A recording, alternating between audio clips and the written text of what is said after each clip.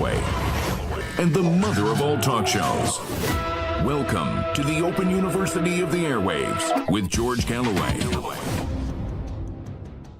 The dangerous derangement of Donald Trump continues to derail his presidency on everything from the bombing of the Syrian presidential palace to the Epstein affair. And most dangerously of all, Trump had a little surprise for the Russians.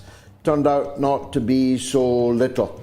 A 50-day ultimatum, after which economic warfare will rage right across the world, perhaps hotly pursued by missiles, bombs, rockets, and shells. It's all coming up here tonight on the mother of all talk shows. Stay tuned. Curious about our curriculum? Have something to say? Then call us now to join the debate on the mother of all talk shows. The only education you can get for free.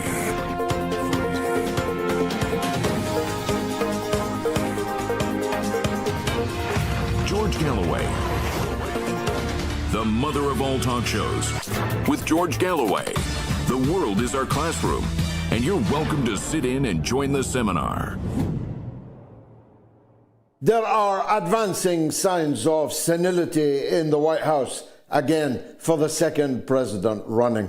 Say what you like about Barack Obama, but at least he had his marbles, even if he squandered them in achieving precisely nothing, maybe the opposite of nothing, in his two presidential campaign terms. But the Joe Biden era, where Otto Penn was really in charge, has been followed by Donald Trump, who is lurching dangerously, leaping from one area of concern to another in the world and becoming increasingly incoherent and otherworldly.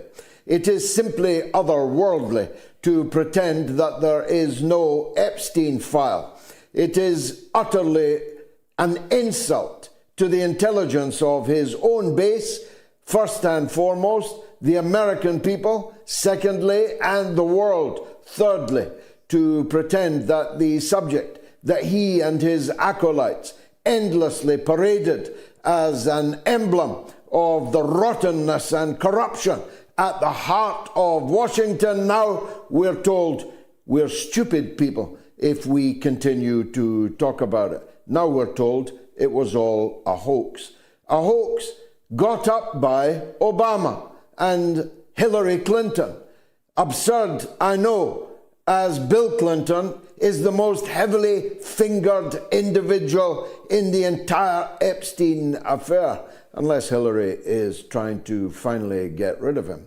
The idea that which Kash Patel and the Attorney General Bondi and the Vice President J.D. Vance and the presidential son Donald Trump Jr. and the president himself endlessly lambasted the Democrats about, we're now told was actually a hoax by them.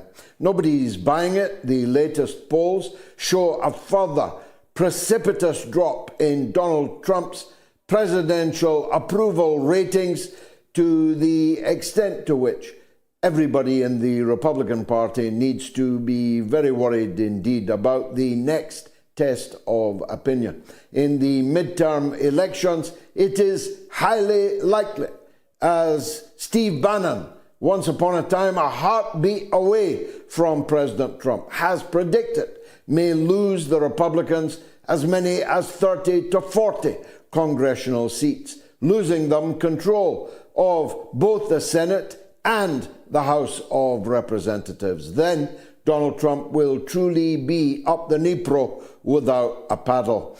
But the issue of his cognition, the issue of his ability to survive a Chapter 25, Article 25 challenge from within his own cabinet, an article which allows a cabinet to begin the removal of a president if he's no longer capable of carrying out his duties, is only one of our problems, because long before we get to that Donald Trump may have plunged us into a maelstrom that will make the foregoing look like a tea party. I don't know where to start as I adumbrate them, perhaps the most dangerous one of all. After claiming that he would end the Ukraine war in 24 hours, that he would end the Ukraine war before even taking up the reins of office, saying that he would end the Ukraine war in 70 days, 14 days. We're now 6 months on, and Biden's war has become Trump's war. There's no getting away from it. Donald Trump, with his pronunciamento on Monday, his little surprise for Russia, is pregnant with the terrifying danger of World War III. Let's just slowly take apart what it was that he decided to do. He's decided to massively escalate the flow of American arms to the Zelensky regime. That's the Zelensky regime he humiliated in front of the world's media in the Oval Office just a couple of short months ago, when he told them that he had no cards, when he told them that he shouldn't have started a war that he couldn't finish, when he told them that he was a little dictator, although he left the little out. He called them a dictator. He highlighted that Zelensky had no democratic mandate at all. He momentarily turned off the taps of intelligence and of weapons. Now he is massively opening the taps. He has promised a massive increase in the flow, in the value of military material going to Zelensky. If you want an idea of how important that decision was, let me give you just Mike Pompeo.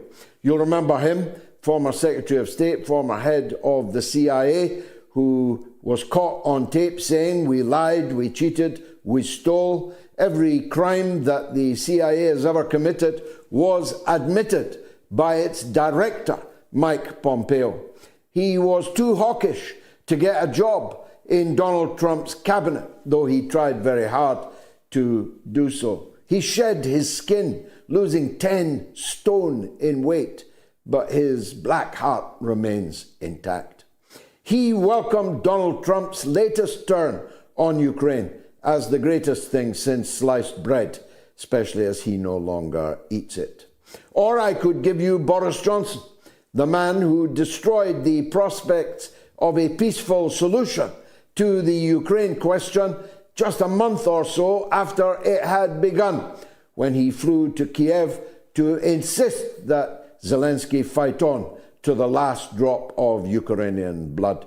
Boris Johnson said that it was a welcome sign that Donald Trump was getting tough with the Russians. Let's get this on, let's get this over, said Boris Johnson. All the worst people in the world welcomed Donald Trump's turn to Zelensky, a turn to war, the path that might lead to World War III.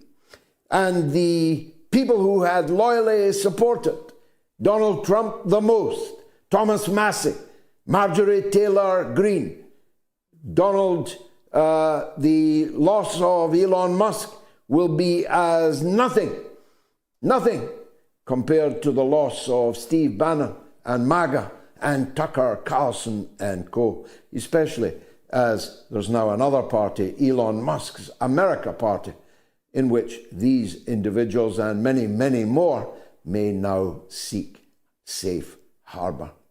The worst people in the world hailed Donald Trump's re-engagement with the war. The best people in his own movement disavowed it completely. He's doubled down on the issue of the cover-up of the child sex and prostitution ring around the Israeli intelligence asset, Jeffrey Epstein. Tucker Carlson sent shockwaves across the world in his speech last weekend, in which he made plain that which is obvious to anyone with eyes, that Epstein's affair was not just about sex, but about espionage. and about compromise, and the gathering of same from the rich and the powerful for later use. A later use which the less than gullible can only includes Donald Trump. There is no other reason why Donald Trump would now seek to persuade us that there is no such thing as the Epstein affair, that it was all a hoax. There is no other reason why Donald Trump could possibly imagine that this could do other than rend his base asunder, as all of them had spent years demanding that they open the books to Jeffrey Epstein's spying and sex ring. But Trump has doubled down. Even when A.G. Bondi first said that she might look again at releasing some of the information, Trump again slapped her down. It doesn't exist. It's all a hoax. It's a Democratic Party hoax, which is presumably why Bill Clinton figures so heavily in it. And moreover, he doesn't want the support of people who continue to talk about it. This is political harikiri being conducted in broad daylight. He continues to run off at the mouth at any camera that points in his direction, saying the opposite of what he said yesterday and the opposite of what he'll say tomorrow. But every time he speaks, he hemorrhages another significant portion of the political support that propelled him to a second term in the White House. The Epstein affair isn't going away, you know, not least because there's a woman called Ghislaine Maxwell who is rotting in a federal penitentiary for a 20-year stretch without possibility of parole, who is determined to use the now non-existence of the Epstein affair, now that it is established that Epstein was not trafficking young girls to anybody. She's legitimately asking, how come then I am still in prison? And she's the one person who can blow the entire gaff. And she's threatening to do so unless she is released from prison. If she is released from prison by Donald Trump, by way of a presidential pardon, which now that the appeal has been turned down is the only way I can see that it could be achieved, well, that will give the story even greater legs than Ghislaine Maxwell undoubtedly once upon a time had. But the most significant thing is Donald Trump's threat ultimatum, as if the Russian leadership, having fought so long and hard and made so many territorial gains, winning new villages and even towns and cities every single week, as if the devastation visited on the military-industrial complex of Ukraine was not so significant that the last thing in the world Vladimir Putin is going to do is accept an ultimatum from a failing presidency whose popularity is dropping like a stone. But that didn't stop Trump from delivering it.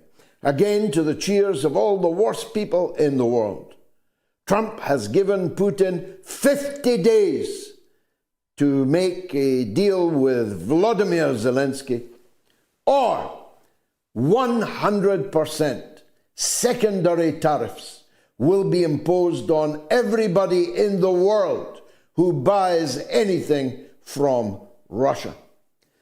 Now, when I say secondary tariffs, when I say extraterritoriality, you better believe that even by the United States standards, this is quite a reach.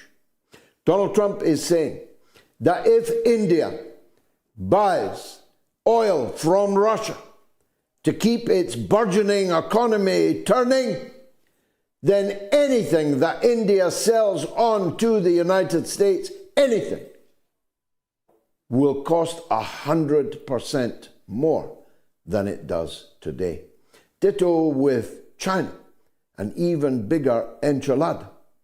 They are threatening China, which incidentally, on the day that the 50-day ultimatum runs out, Putin is where? In China, meeting who but Xi Jinping on a pre-arranged visit.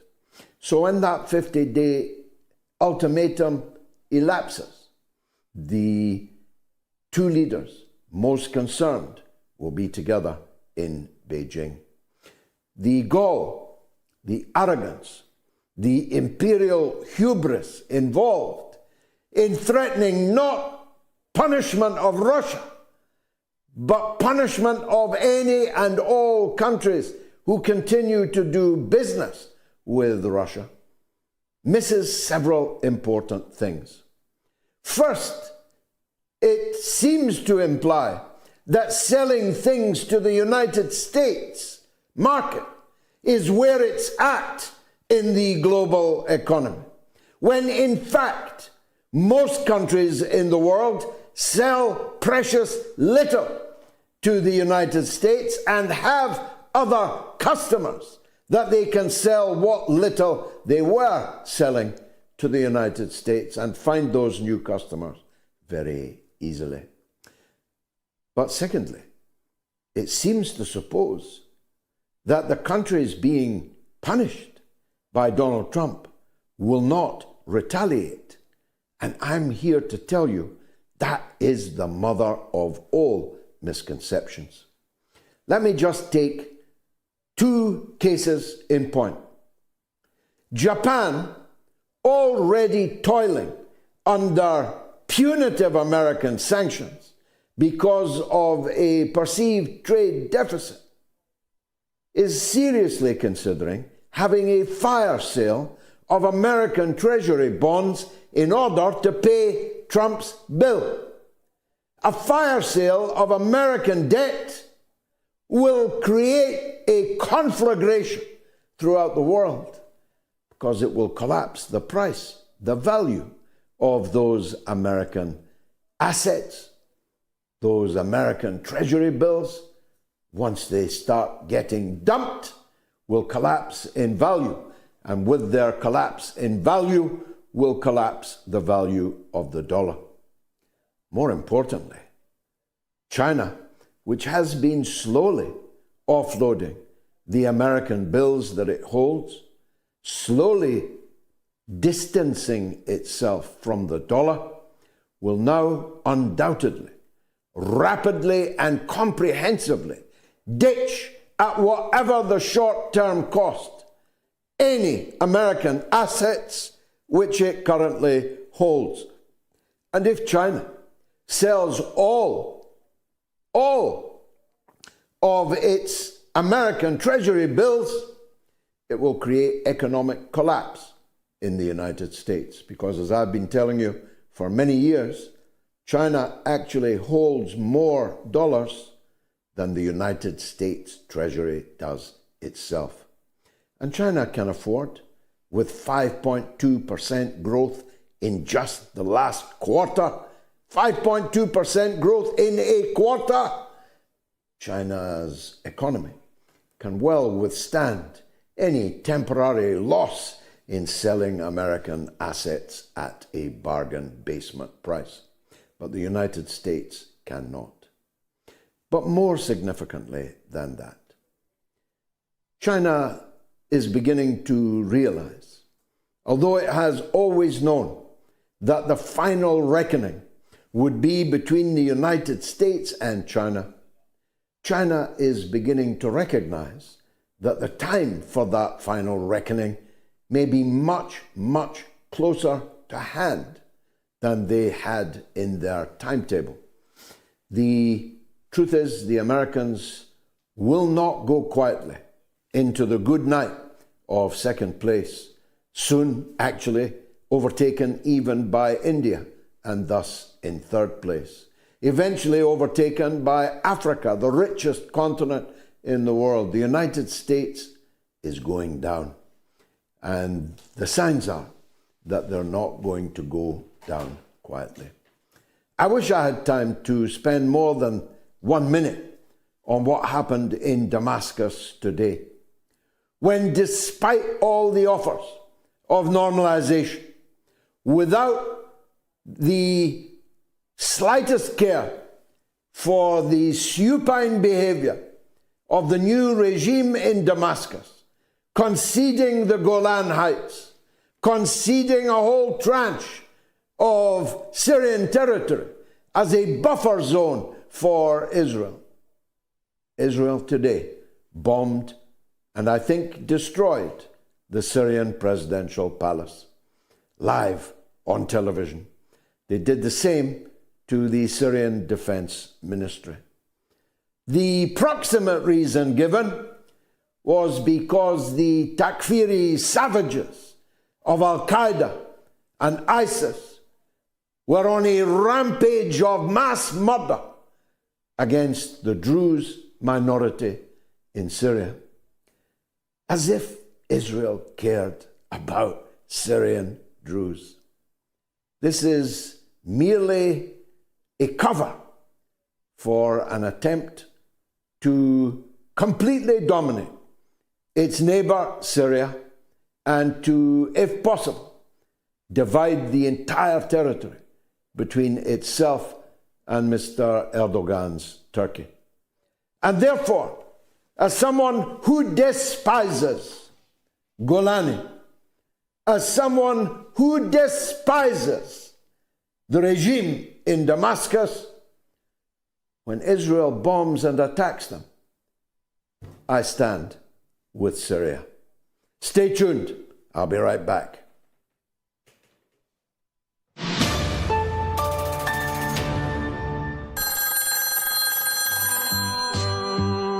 There's a legend on the line in Oklahoma. It's May on Trump. Welcome back, May. Trump is using a magic 8-ball to make his decision. He apparently has completely lost whatever mind he had to begin with. This is just ridiculous. Does he really think anyone's going to believe that? Sorry, folks. Looks like the Wi-Fi is down. Oh, great. What am I going to do for the next 5 hours? Play the new puzzle game, Royal Kingdom. It's the perfect way to pass time on long flights. There's no Wi-Fi. The game's not going to work. Relax. Royal Kingdom doesn't need Wi-Fi. Does it? No. It's pretty cool. Yeah, it's a cool game. Well, I'm sure it is, but I will pass on all those annoying ads, thank you. Oh, you think it has ads? You're hilarious. Wait, it doesn't have ads? No. But I can't download it because there's no Wi-Fi. You know what? Until then, I'm going to let you watch me play. Aw, thank you. I'd rather read the emergency instructions. All right. Give me that.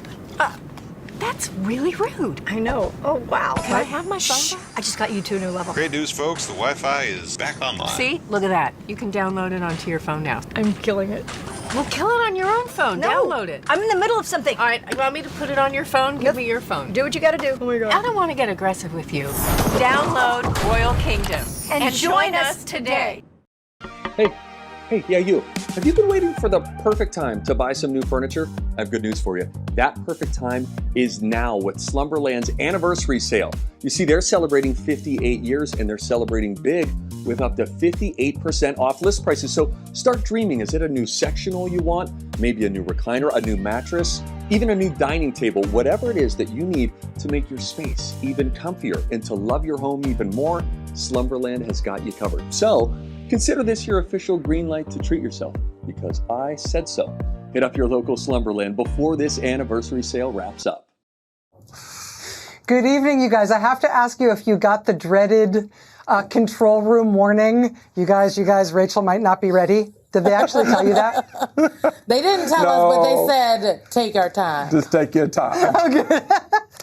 So this involves randomly sticking a finger into some mascara and then touching my face, like right in the middle of my face, immediately before the lights came on. You know, Rachel, just so you don't feel alone, I've done that on occasion too. I just had to put a little bit right under the eye. I understand, baby. There you go. You can pass it off as like a football thing or something, but for me, it was like a very, very failed effort to make a beauty spot, and it really didn't work. So thank you for saving me from that, you guys. Have All a right, good one. much appreciated, you guys. Thank you so much. All right. You never know. It's live TV. Anything can happen. All right. Thank you very much at home for joining me this hour. Really, really happy to have you here. I was away last week. I want to thank everybody on Team Jen Psaki for filling in for me while I had the night off. Very kind of everybody. I know it's lots of work, but it's good to be back. We, of course, have eyes tonight on Central Texas, where rescue and recovery operations are now into their fourth night, and where Texas officials say the death toll has now topped more than 100 lives lost in this terrible, terrible flash flooding centering on Kerr County, Texas. This is now officially one of the deadliest floods in the United States in decades. We're going to have eyes there throughout the night again as rescue and recovery efforts head into the fourth night. We're also going to be talking tonight with a meteorologist and journalist who just before these storms was trying to publicly sound the alarm about the Trump administration dismantling important parts of the National Weather Service and the consequences of that for any part of our country facing severe weather. We've got that expert perspective from a very prescient person who was warning about these things just ahead of this disaster.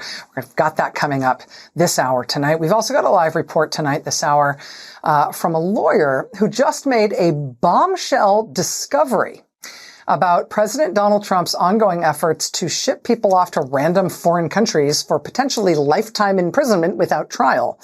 The subject of this new revelation, this is something the Trump administration has publicly denied. It is something they may have lied to the courts about. But it has now been discovered, and it has the potential to really mess up the Trump administration's efforts in court in all of these cases that they are already repeatedly losing. Again, a big new surprise revelation that is adverse to the Trump administration, discovered today by a lawyer who has been up against them in court on these really, really outrageous radical immigration, deportation, sort of international gulag stories. We've got that story for you coming up here tonight. Both of those stories coming up tonight. But I got to tell you, it's been a strange day in the news for a whole bunch of reasons. You might remember before the election in November, there was a little story. We covered it here on the show. You might remember it.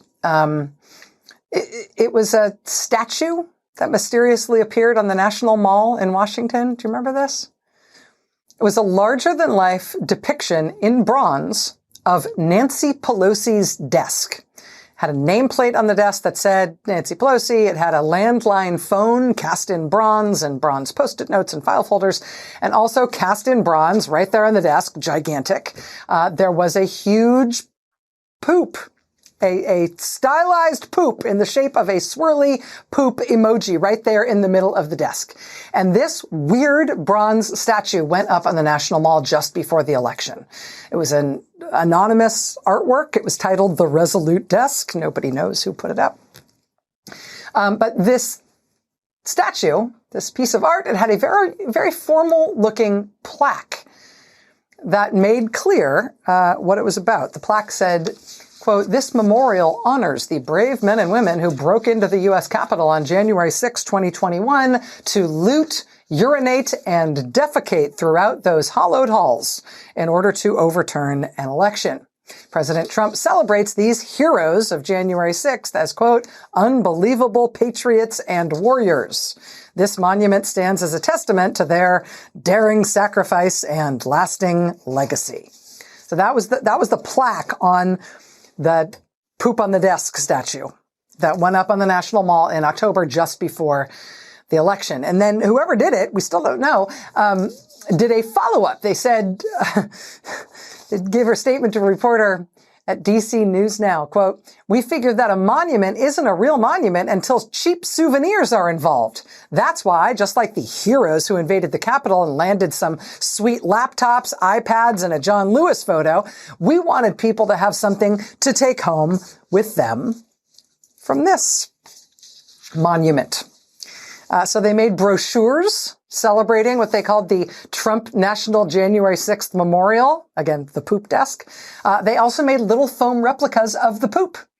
A little swirly poop on a plinth. Trump National January 6th Memorial. It says on the little plaque there. Little foam replicas. They gave them away near that statue on the National Mall under a sign that said, "Free, please take only one." Of course, as soon as Trump got elected, he immediately did pardon all the January 6th convicts, including the guy from Brooklyn who publicly bragged, indeed, about having pooped inside the Capitol. Trump pardoned him. But then there was more. In Philadelphia and in Portland, Oregon, sort of formal-looking statues were put up of Trump looking very portly, wearing a suit. These were statues that purported to honor him for a, quote, lifetime of sexual assault. In New York State, the Donald J. Trump State Park in Yorktown Heights, New York, somebody put up a thing they called the Very Large Donald J. Trump Monument. And the thing was, in fact, gigantic. It's kind of hard to get a sense of the scale of it here. But if you look at those little votive candles that are left on the steps there, you'll get a sense of it. This plinth, this sculptural base is huge. It's more than 7 feet wide. The whole thing is more than 8 feet tall. But perched on top of all of it, like the whole thing is setting up this teeny tiny little thing on top of a little tiny mushroom, which is the Very Large Donald J. Trump Monument. That little tiny golden mushroom is a very specific reference to Donald Trump, one that I cannot explain because I am easily embarrassed. Then there was the tiki torch statue, 8-foot-tall hand holding a tiki torch that was put up on Freedom Plaza in Washington, D.C. That's a reference to the neo-Nazi and neo-Confederate torch-lit march through Charlottesville, Virginia in 2017. There was a plaque on that one as well. It said, quote, "This monument pays tribute to President Donald Trump and the very fine people he boldly stood to defend when they marched in Charlottesville, Virginia." Then after that, there was a few months when we didn't have any new ones. But now apparently we're back in business. This one went up recently in Washington, also about 8 feet tall. It's really big. It shows Trump's signature thumbs up photo pose, smashing down onto the crown of the Statue of Liberty. It says in bronze letters across the front, "Dictator approved." And then on the 4 sides of the base, it has 4 quotes from dictators, all praising Trump. There's a quote praising Trump from Vladimir Putin, one from Viktor Orban, one from Jair Bolsonaro, and one from Kim Jong-un. That dictator-approved one went up a few weeks ago in roughly the same place as the Pelosi desk poop statue.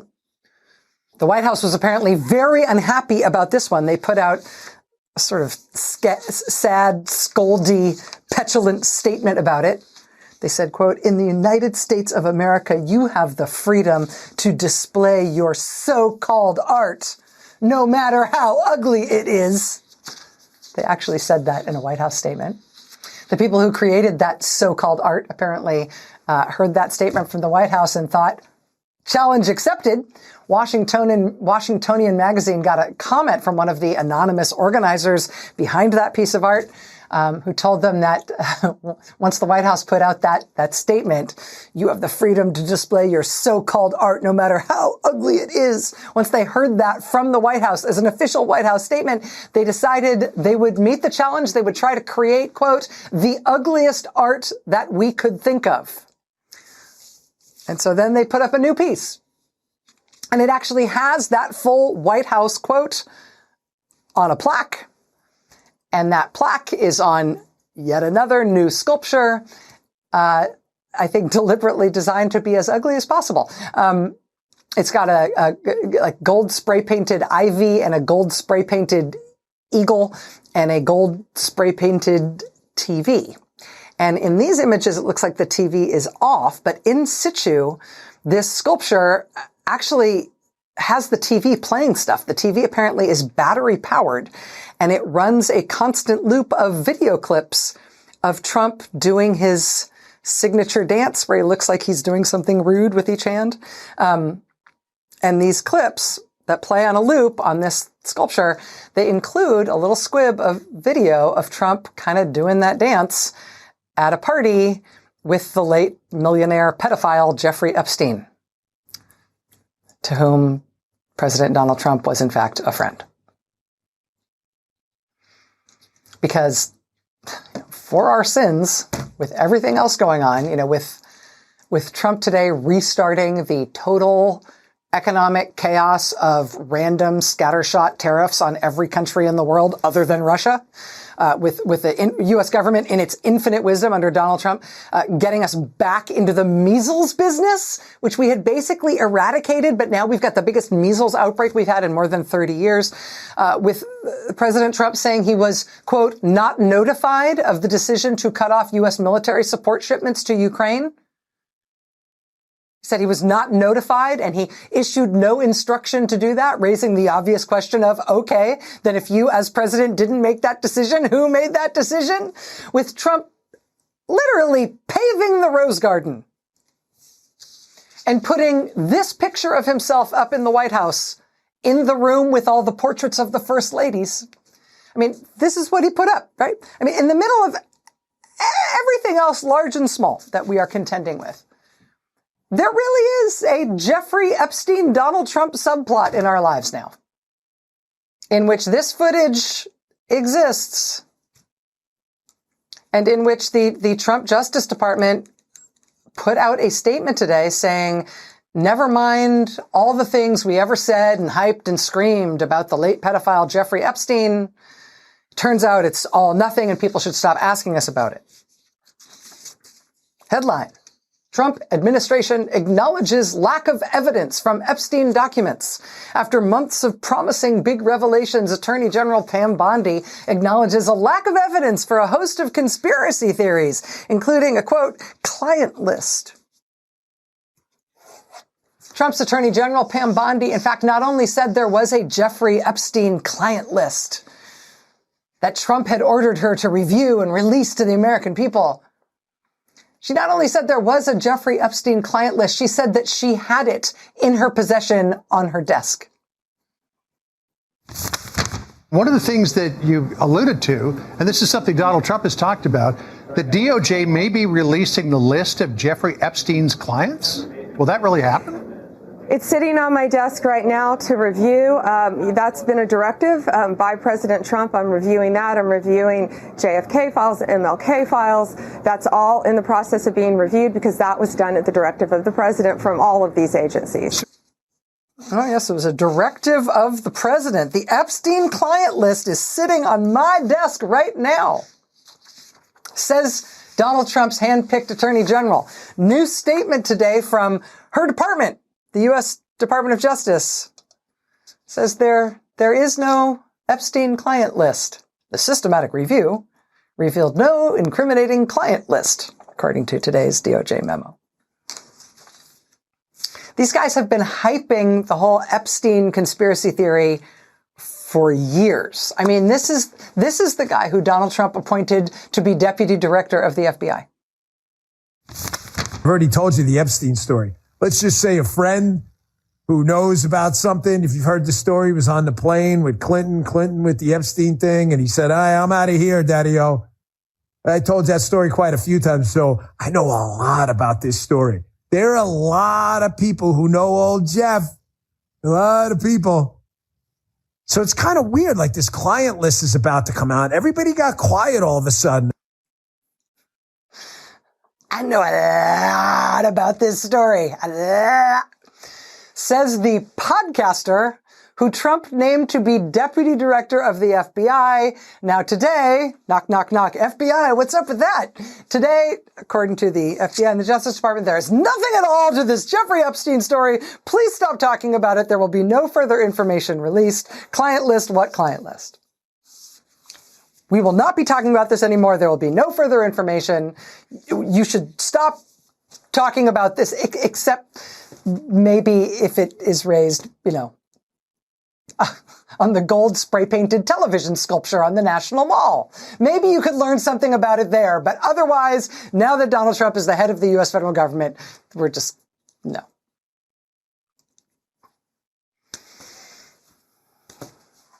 Trump administration today announced that on second thought, they are not going to fire 83,000 people who work at the Department of Veterans Affairs. Trump appointed a Republican congressman to run the VA. He called the VA bloated and announced that it would need to be radically reduced in size. He announced that tens of thousands of people were going to be fired, pounded his chest that there'd be more than 80,000 people fired from the VA. He put out a video saying, quote, "We'll be making major changes, so get used to it now." Now tonight, that's off. Apparently, the Washington Post reporting tonight, quote, "The announcement marks a significant reversal for the Trump administration." In recent days, we've also seen the Trump administration reverse course and say it's no longer going to knowingly declare dead people who it knows to be alive. They had done this to more than 6,000 people at the Social Security Administration, with plans to do it potentially to millions of people. Now they have reversed course on that, and they will no longer declare people who are alive to legally be dead.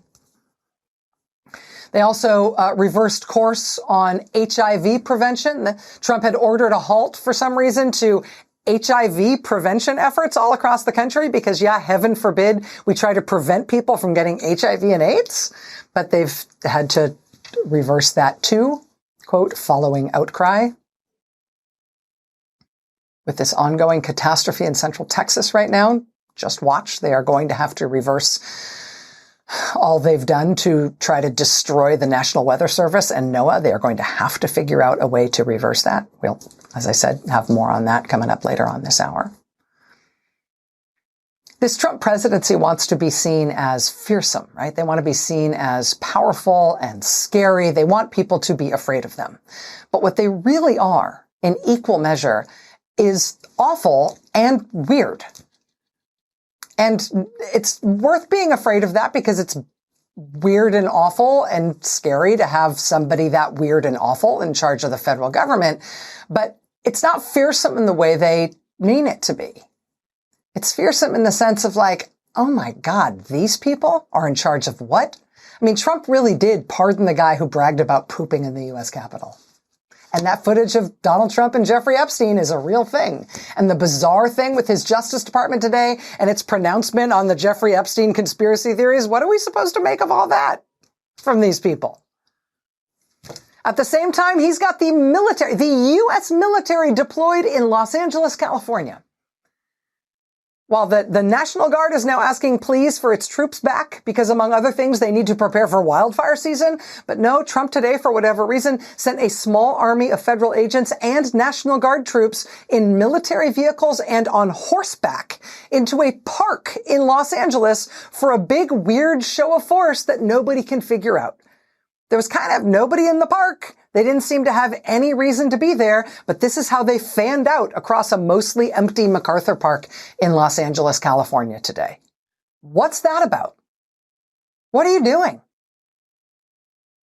The president of the Los Angeles City Council telling reporters today, it, quote, "looked like a staging for a TikTok video," saying that if Border Patrol wants to film in Los Angeles, quote, "you should apply for a film permit like everybody else and stop trying to scare the bejesus out of everybody who lives in this great city." The Democratic mayor of Los Angeles, Karen Bass, showed up herself at MacArthur Park while Trump's agents were doing whatever they were doing there today. Made them look all the more ridiculous with them masked up, dressed up like they're going to rappel out of helicopters into Fallujah. Here's the mayor in her light blue suit saying, "Guys, what's up here?" She basically shooed them away and they left. Then she spoke to reporters about it. So I went to MacArthur Park because it is very important that the truth be told about what happened there. Now, you can spin it any way you like, but in my opinion, it's a political agenda of provoking fear and terror. Frankly, it is outrageous and un-American that we have federal armed vehicles in our parks when nothing is going on in the parks. It's outrageous and un-American that the federal government seized our state's National Guard.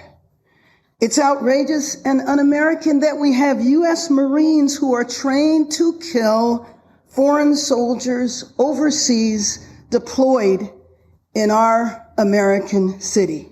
So here's the truth. There's no plan other than fear, chaos, and politics. Home Depot one day, a car wash the next. armed vehicles, and what looked like mounted military units in a park the next day.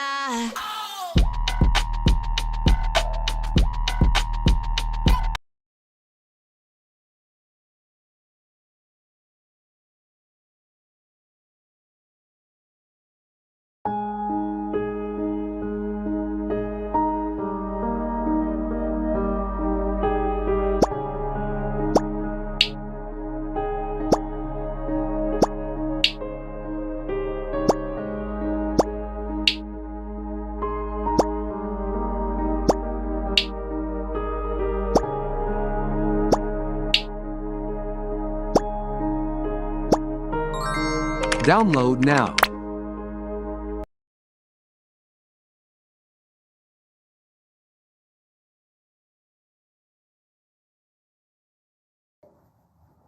What happened to the criminals, the drug dealers, the violent individuals who were in the park today were children. It was their summer camp. Why did Trump today send federal agents on horseback and in what looked like armored personnel carriers into a random California park hosting kids' summer camp? Why this use of federal government resources?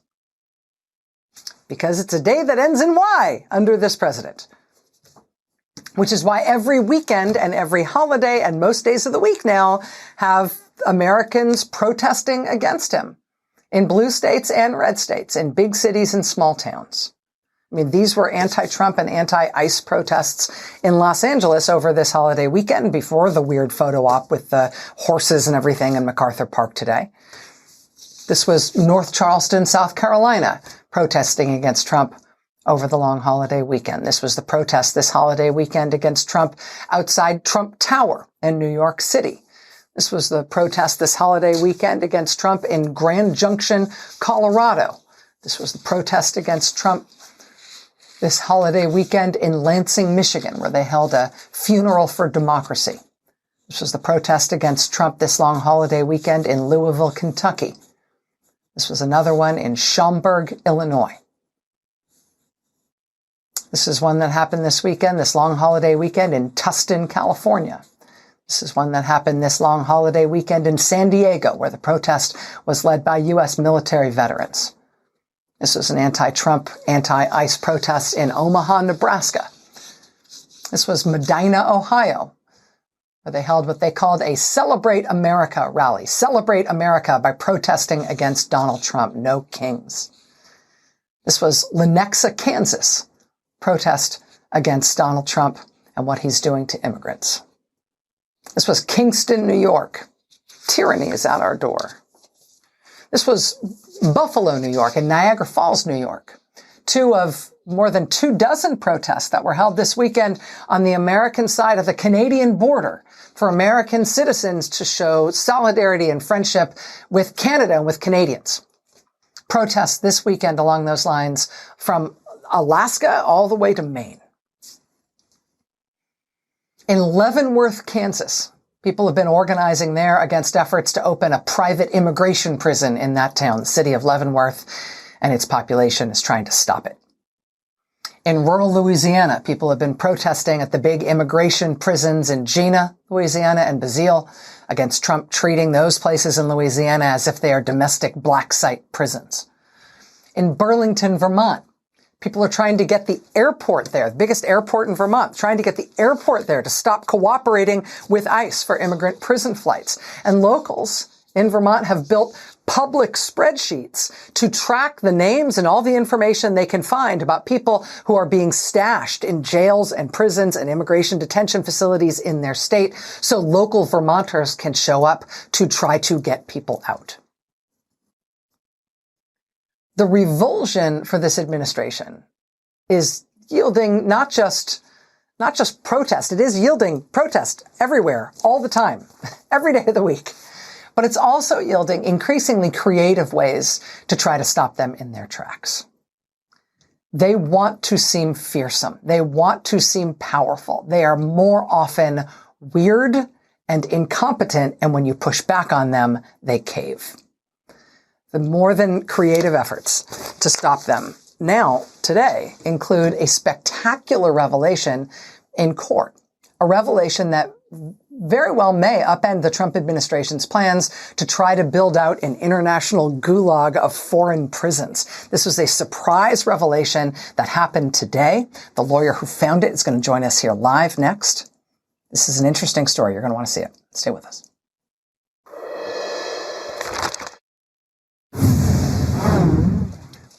Judge, quote, "The real question for the defendants is what they're going to do if he's released from criminal custody on July 16th. Trump administration lawyer, "You want me to tell you the plan for him?" Judge, please tell me the plan. Today there was a federal court hearing in Maryland where a judge is hearing a case about the bizarre, bungled, seemingly lawless deportation of a man named Kilmar Abrego Garcia, this Maryland man who was sent to El Salvador. Became a nationally recognized case. Today, the judge became just totally exasperated by the Trump administration lawyers, just refusing to give her clear answers to her clear questions. And the judge just basically took the Trump administration lawyers apart in her courtroom today. Lawfare's Anna Bower was there in court for today's proceedings, and she had this reporting from the courtroom. The judge, "What will you do if he's released on July 16th? Trump administration lawyer. "The government has two options. First, it could remove him to a third country. Second, it could see to dissolve his withholding of removal to El Salvador." The judge, "Okay, but what are you going to do?" Trump Justice Department lawyer, "That will be assessed when or if he's released. Assuming he is released, the current plan is to attempt to remove him to a third country. It's possible, however, that DOJ could reassess that and seek to dissolve his withholding of removal." The judge, "I don't buy for a second that you don't know what you're going to do." Need to cover the basics but can't put it on a credit card? If you're looking for money fast, it's time to check out Empower. Empower is an app that offers cash advance up to $300 with no credit checks required, and you can get approved in 5 minutes or less. I remember standing in line at the grocery store sweating because I didn't know if my credit card was going to go through or get declined, and that financial stress impacts every area of your life. But Empower has advanced over $2 billion to over 2 million customers in need, and they can help you get back on your feet too. And with no interest or late fees, they make it easy. So if you're feeling the pressure, download Empower today.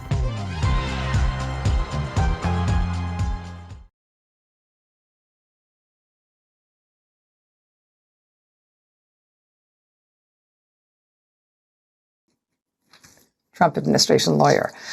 I said that the plan currently is third country removal, but I'm not prepared to say that option number 2 is ruled out.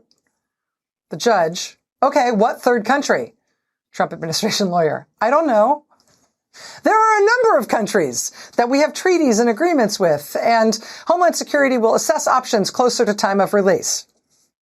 The judge, "Have you started the process of identifying a third country?" At this point, another Trump administration lawyer pipes up to say, "I don't have that information." The judge, "Have you asked that question?" Trump administration lawyer, quote, "I haven't. It's hard for an agency to process someone if they don't have them in custody." As Anna Bower then reports, in response to this, the judge is basically like, Huh? Can't you answer any of my questions about what you're doing here? The lawyers for the Trump administration today refused to provide straightforward answers to very straightforward questions from that judge. And although the Trump administration made it clear today that they would very much like to deport Kilmar Abrego Garcia again, for now, he is here in the United States. He is no longer being held at El Salvador's notorious CICOT terrorism prison, where he was sent earlier this year. And yet the Trump administration has sent hundreds of other people to that prison in El Salvador. And the administration keeps insisting in court that it has no control over any of the men who are being held there. It keeps saying, yes, we may have sent these people to El Salvador under circumstances that we can't justify, but too bad. They're there now. They're totally out of our control. The administration has claimed it's impossible to return any of those individuals because they're no longer under U.S. government control. They're under control of the government of El Salvador. El Salvador has authority over them, and they're a sovereign country. That has been the Trump administration line over and over again. But today, a major development happened on that front. In a new filing in federal court in Washington, the country of El Salvador has apparently contradicted the Trump administration's claims on that. This filing was submitted by lawyers for men who are being held in that prison in El Salvador. And the filing says, quote, the government of El Salvador recently told the United Nations that it bears no legal responsibility for the men. The document, written in response to a UN inquiry examining some of the deportations, claimed that the Salvadoran government was merely doing the United States bidding when it accepted the men into its prison system. ACLU lawyer Lee Gallant is lead counsel in this case. He says, quote, El Salvador has confirmed what we and everybody else understood. It's the United States that controls what happens to the men languishing at CICOT. Remarkably, the U.S. government did not provide this information to us or to the court. Joining us now is Lee Gallant. He's deputy director of the Immigrant Rights Project at the ACLU. He's lead counsel in this case against the Trump administration. Mr. Gallant, it's nice to see you. Thank you for being here. Thanks, Rachel. So I'm not a lawyer, but as a layperson, I feel like one of the things that I have absorbed here in this whole bizarre saga is that the Trump administration wants to send people from this country to a prison in a foreign country. And then by virtue of the fact that those people are in a prison in a foreign country, it wants to disclaim all responsibility for them, say they can't be reached within the U.S. law, and they certainly can't be returned to this country for any reason. It would appear that you have now discovered something that gives lie to that entire line of reasoning and line of argument to the courts from the Trump administration. Is that a fair interpretation? Yeah, that's absolutely fair. And I want to thank our friends at Human Rights First who wrote the UN and were able to secure this document and give it to us for our court case. This is a remarkable turn of events, I think, in two respects. One is that the United States government has told every court, district court, court of appeals, and the U.S. Supreme Court, we don't have legal responsibility for these men. El Salvador does, and therefore they need to continue languishing there. And as you put it, essentially what's a gulag, sent there without any due process. The men overwhelmingly dispute that they're members of gangs, but yet we're never given a chance to show that. They're sitting in there, and the United States government says, well, we don't have legal responsibility. This document from the government of El Salvador says, no, it's the United States that has legal responsibility, the direct opposite of what the United States government is telling our courts. The second thing that's remarkable is what you also said, Rachel, is for 3 months, the United States has been in possession of this document, never gave it to us, never gave it to the court, despite a discovery request. And so the court is making decisions without full information. I mean, unfortunately, it's par for the course for this administration. And so it's shocking, but not surprising that the document was not turned over to us or the court. So if at baseline, this is the Salvadoran government admitting and putting in writing and declaring formally that people who are being held in this prison, who were sent there by the U.S. government, are in control of the U.S. government, and therefore the U.S. government is able to decide their fate. If that's the implication of this document, and the U.S. government knew that El Salvador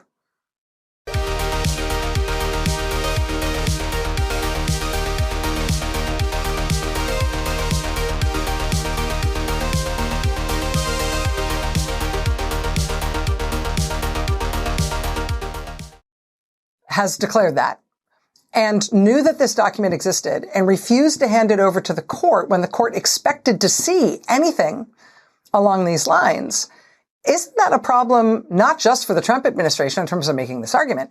Isn't that a problem for these Justice Department lawyers who have been defending the government's actions here in terms of their duty of candor to the court, their responsibility to hand over documents that are demanded in the course of these proceedings? Yeah, so you're hitting on a lot of big issues. I mean, one thing we're going to have to see is whether the government lawyers knew about the document, because one thing I've seen standing up in court against the Trump administration all these days, over the last 3-4 months, is that often the lawyers are not told information precisely so they can have plausible deniability. So we'll have to see what the government lawyers themselves knew, but there's no question the United States knew about this document. And from our standpoint, I mean, you're absolutely right to focus on that issue, but from our standpoint right now, we're focused on trying to get these men back. I don't want to be cynical, but I suspect the Trump administration is going to say that that was a mistake. The Salvadoran government made a mistake in saying that. And now it's been all cleared up and the United States doesn't have legal responsibility. That would be an ex post whitewashing of this. We'll see what they say, how the courts react, and we'll also see what the lawyers knew about it. But this is a remarkable turn of events because these men have been sitting there in horrendous conditions, never having had a chance to show that they're not gang members in one of the worst prisons in the world. We're going on 4 months now, and the United States has had this document now for, we think, 3 months. Yeah. And what the document says is that the U.S. government is responsible for the fate of those men. And so it's a moral responsibility as well as a legal responsibility here that's on all of us. This is a remarkable development, and this is presumably going to have some really important repercussions in terms of these cases. We look forward to staying in touch with you about it, Lee. Thank you. Thanks, Rachel. Lee Gelernt is Deputy Director for the ACLU's Immigrants' Rights Project. All right, we got more news here ahead. Stay with us.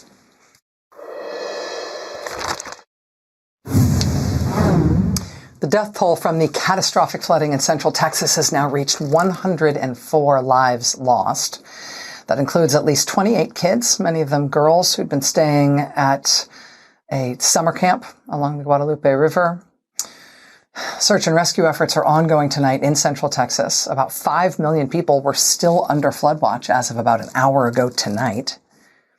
Part of recovering from this historic and horrifying disaster is, of course, understanding whether we were ready for it, whether we could have done more. This was exactly 4 weeks ago at the Texas Tribune. Quote, staff vacancies hit Texas weather offices as they brace for a busy hurricane season. This was May of this year from KEYE in Austin. Warnings, fears of impacts of staffing cuts at National Weather Service. This was from even earlier, from April, from KXAN in Austin. Head of local weather warnings takes early retirement as NOAA cuts continue. That one's about the person in charge of coordinating weather warnings at the local offices of the National Weather Service for this region where the floods just happened. He was a 32-year veteran of the job. He took early retirement because the Trump administration pushed through its inexplicable austerity regime at agencies that indeed included the National Weather Service and NOAA. Again, this is Austin station KXAN. Quote, the importance of experience in the warning coordination meteorologist role cannot be overstated. Ensuring ample and timely warning to the Central Texas counties is among the chief responsibilities. As for replacement, the current hiring freeze under the Trump administration may make filling that role more challenging. All of that reporting coming before disaster struck in the Texas Hill Country in the pre-dawn hours of July 4th. Given how quickly that flooding situation escalated, with the water rising 20 or 30 feet in the matter of an hour in some cases, it may be of some comfort to hear former officials from the National Weather Service saying the forecasts ahead of the storm may have been as good as could be expected.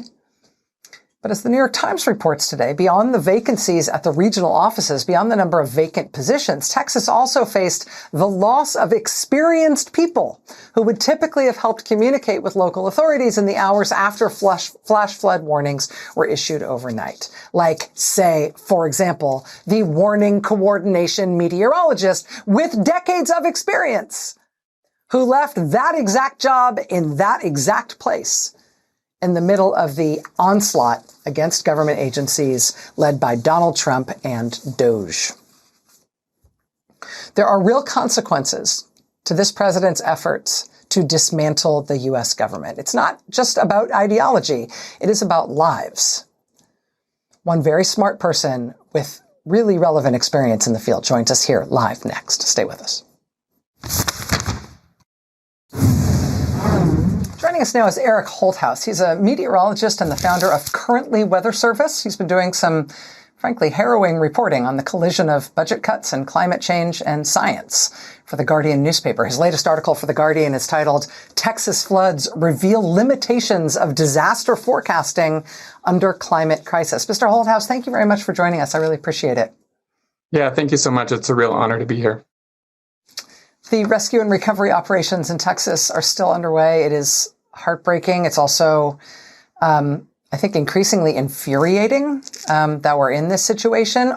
Is it fair to say that we are taking action as a country to basically lessen our readiness, to lessen our ability to protect people and warn people in the face of this kind of disaster? Yeah, I mean, unfortunately, that's exactly right. I think that what the Trump administration has been doing is systematically undercutting science. I mean, let's take a step back here. We are in the middle of the most severe problem our species has ever faced in climate change. And that problem is accelerating. Emissions are accelerating.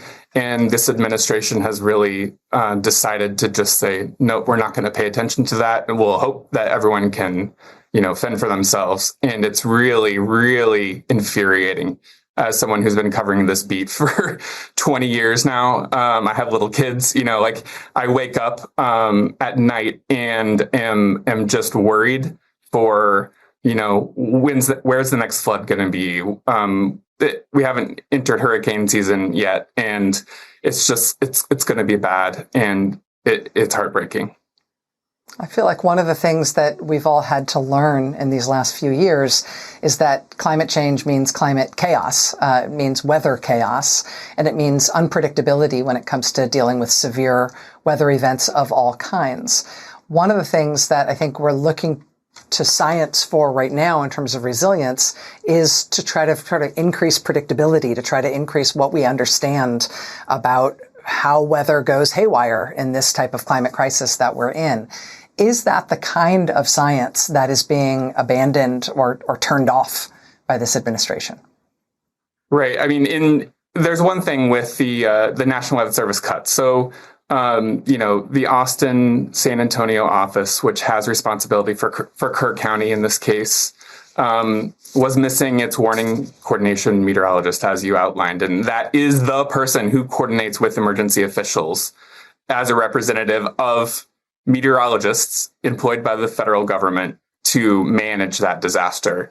And yes, they had enough people on hand during this storm to cover that role. But as you said, you lost someone with decades of experience for no reason. And systematically now throughout the administration, as we're going through this budget process the last couple months, the parts of NOAA, parts of the parent of the National Weather Service that have been cut most are the researchers.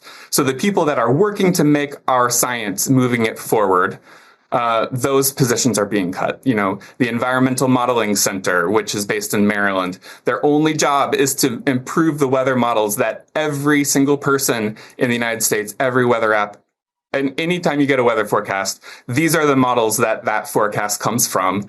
And those people have been fired.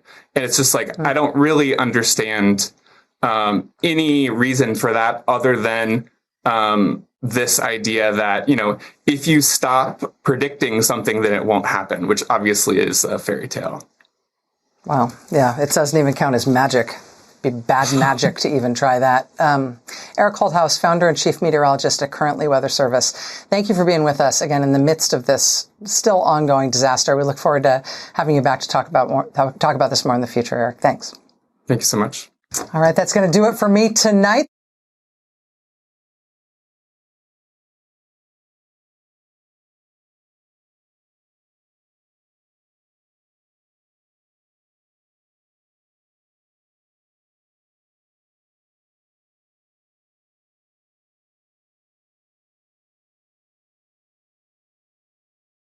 I'm going to school tomorrow with, like, a real backpack.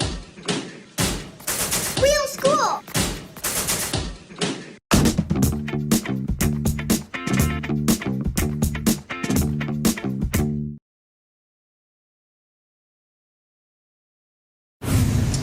Do you remember back in April, President Trump announced tariffs on goods coming into the United States from a big, long list of countries on a big chart that he didn't appear all that able to read? He held up this multicolored chart with totally nonsensical, seemingly random tariff rates that were arrived at how exactly? Tariffs on everyone from our best friends and closest trading partners to Antarctic islands inhabited only by penguins. The penguins get tariffs. Canada gets tariffs. Cameroon gets tariffs. Everybody gets tariffs, but not Russia. No tariffs on Russia specifically. For some reason, we don't know why. That very weird tariff announcement in April created so much economic chaos that the U.S. stock market cratered. And then even the bond market started looking wobbly. And that was kind of a panic button moment. And so then Trump announced a pause on all the tariffs, except for China. He decided he would keep the tariffs on China and then he'd make them gigantic. And Trump said, hey, that's okay. It doesn't matter that we've got this prohibitively gigantic tariff just on China. It's okay. You won't even notice. And if you do notice, maybe it'll be good for you. American kids don't need 30 dolls. American kids can make do with 2 more expensive dolls. And you don't need 5 pencils anymore. Now everybody in America only gets 1 pencil, and it'll be good for you. It was very weird. The 2 dolls, 1 pencil presidency. When that didn't sink in all that well, he announced that he would also pause the China tariffs. So, and then what? I don't know. Nobody knows for how long. Businesses still have no idea how to plan for anything. Are these tariffs something that we've now gotten out of our system? Are they coming back? Well, if you enjoyed that experience,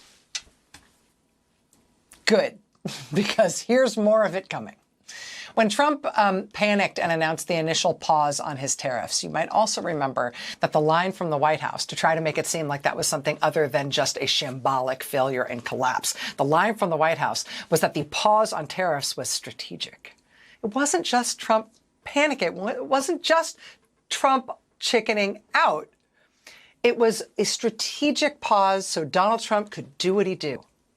Donald Trump could do those things he does so well. He could do some deals. So many deals. The White House said at the time they were doing that pause because Donald Trump was going to strike, and I quote, 90 deals in 90 days. 90 trade deals with 90 different countries over the next 90 days. Well, that 90-day period ends this week, Wednesday. And guess what? Donald Trump has struck exactly 0 deals. He has struck 0 finalized trade deals with details that everybody can see. 90 days, 0 deals. And so now the Trump White House, Donald Art of the Deal Trump, has a new plan. Instead of actually striking any deals, because that is hard, he has announced that he is instead just going to write a letter to each country informing them of their new tariff rates. And that will be the deal. I'm going to send letters. That's the end of the trade deal. I could send one to Japan. Dear Mr. Japan, here's the story. You're going to pay a 25% tariff on your cars. I could send one to Japan. Dear Mr. Japan. Mr. Japan. Can you imagine if Joe Biden... Well, now President Trump has indeed started sending these letters, or at least posting them to his niche social media platform. Maybe that counts. He's announced, again, by posting things online, 25% tariffs for Japan and South Korea, up to 40% for a dozen other countries. Okay, sure enough, down went the stock market Monday afternoon after he started posting these letters online. That said, These newly announced random Mr. Japan letter tariffs are also being delayed. Yet again, instead of going to effect the day after tomorrow, which is the end of the 90 days, which they said would be the new deadline, now for some reason they're going to go into effect August 1st, maybe, supposedly, unless the president changes his mind again. So yeah, if you were missing what we had in April with the totally self-inflicted economic chaos and damage of the last Trump go-round of completely made-up tariff economic chaos, if you missed that, you're in luck. It's coming around again. Coming around again, like something you can't quite digest that just keeps repeating. Here we go. Watch this space.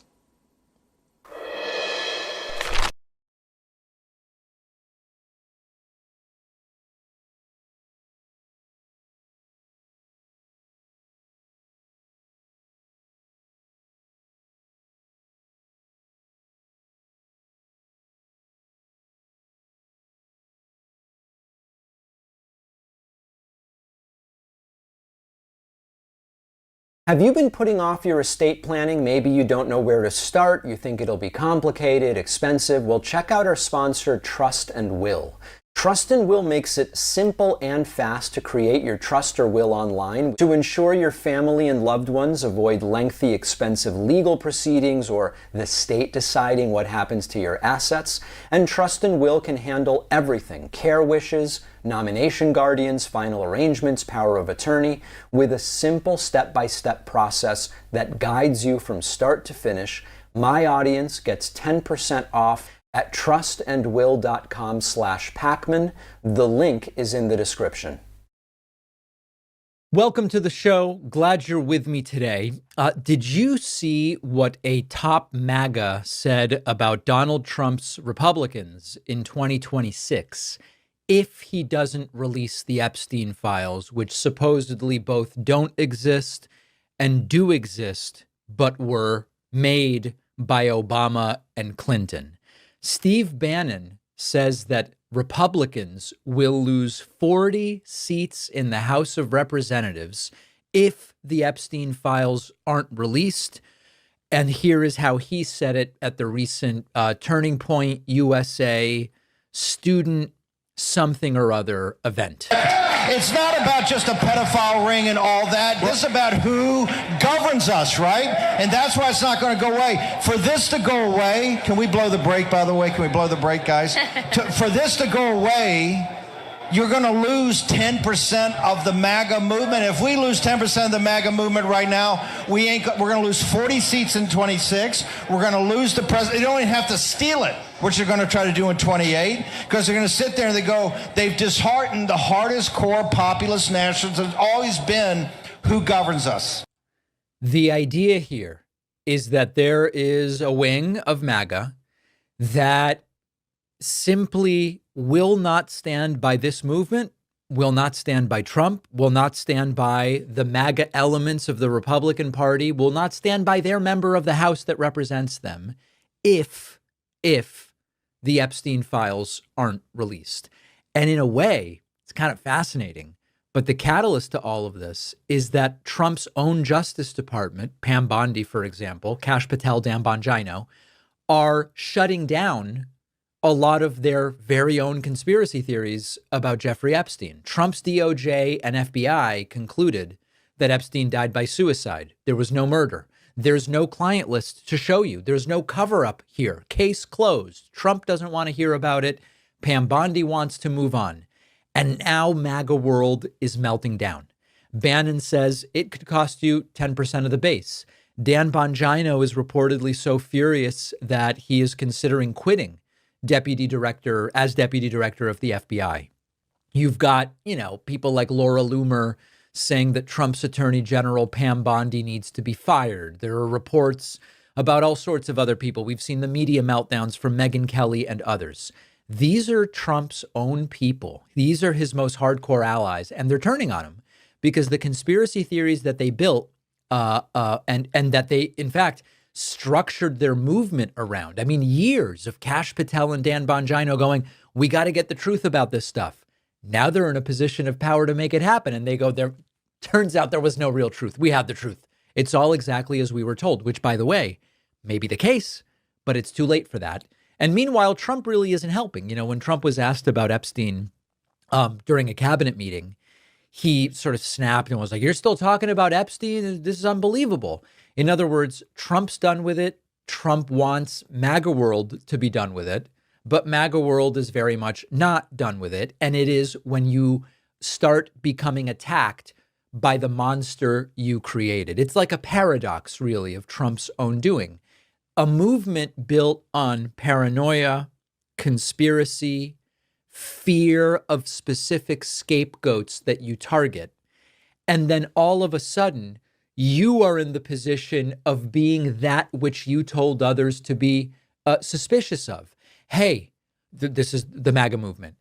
When the people in government tell us that there's nothing going on with the death of Epstein that's suspicious, we shouldn't believe them. That's when Biden was in power. Now Trump's in power. And what's the government telling us? You shouldn't be suspicious of the statements, claims, and stories about the death of Jeffrey Epstein. Well, you conditioned your audience to be suspicious of government officials going, there's nothing to see here. And now Trump's going, there's nothing to see here.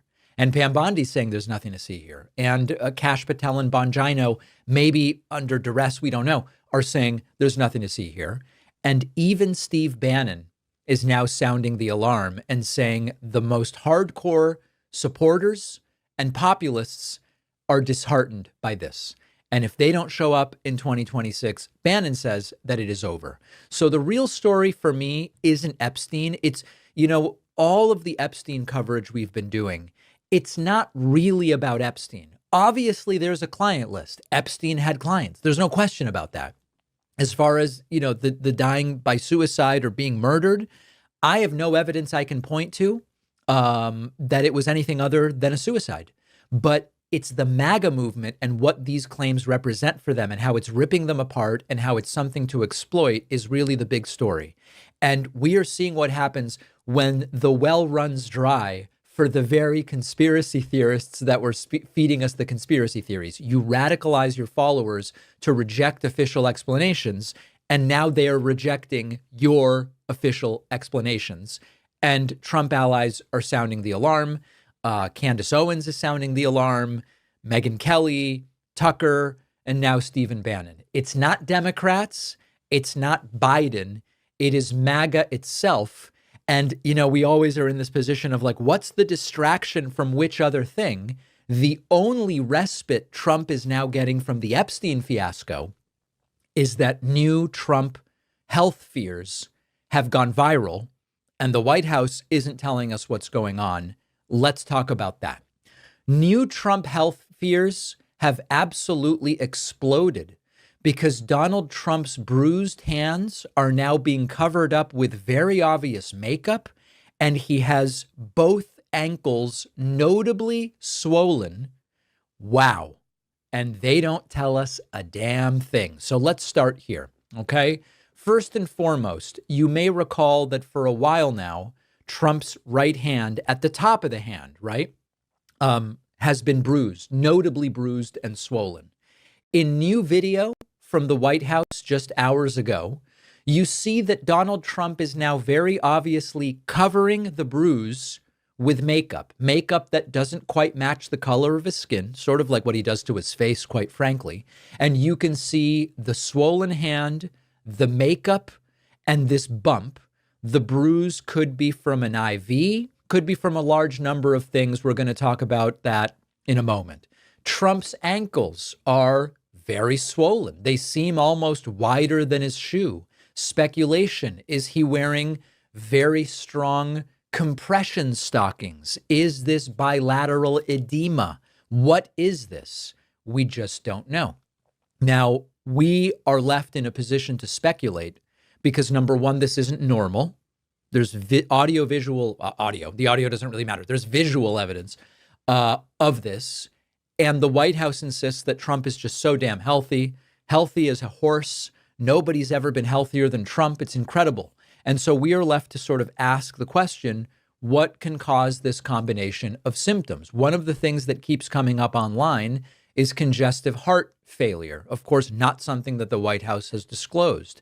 You can get peripheral edema due to congestive heart failure, very common in older folks who are overweight. Fluid builds up in the legs, right? Gravity pulls it down.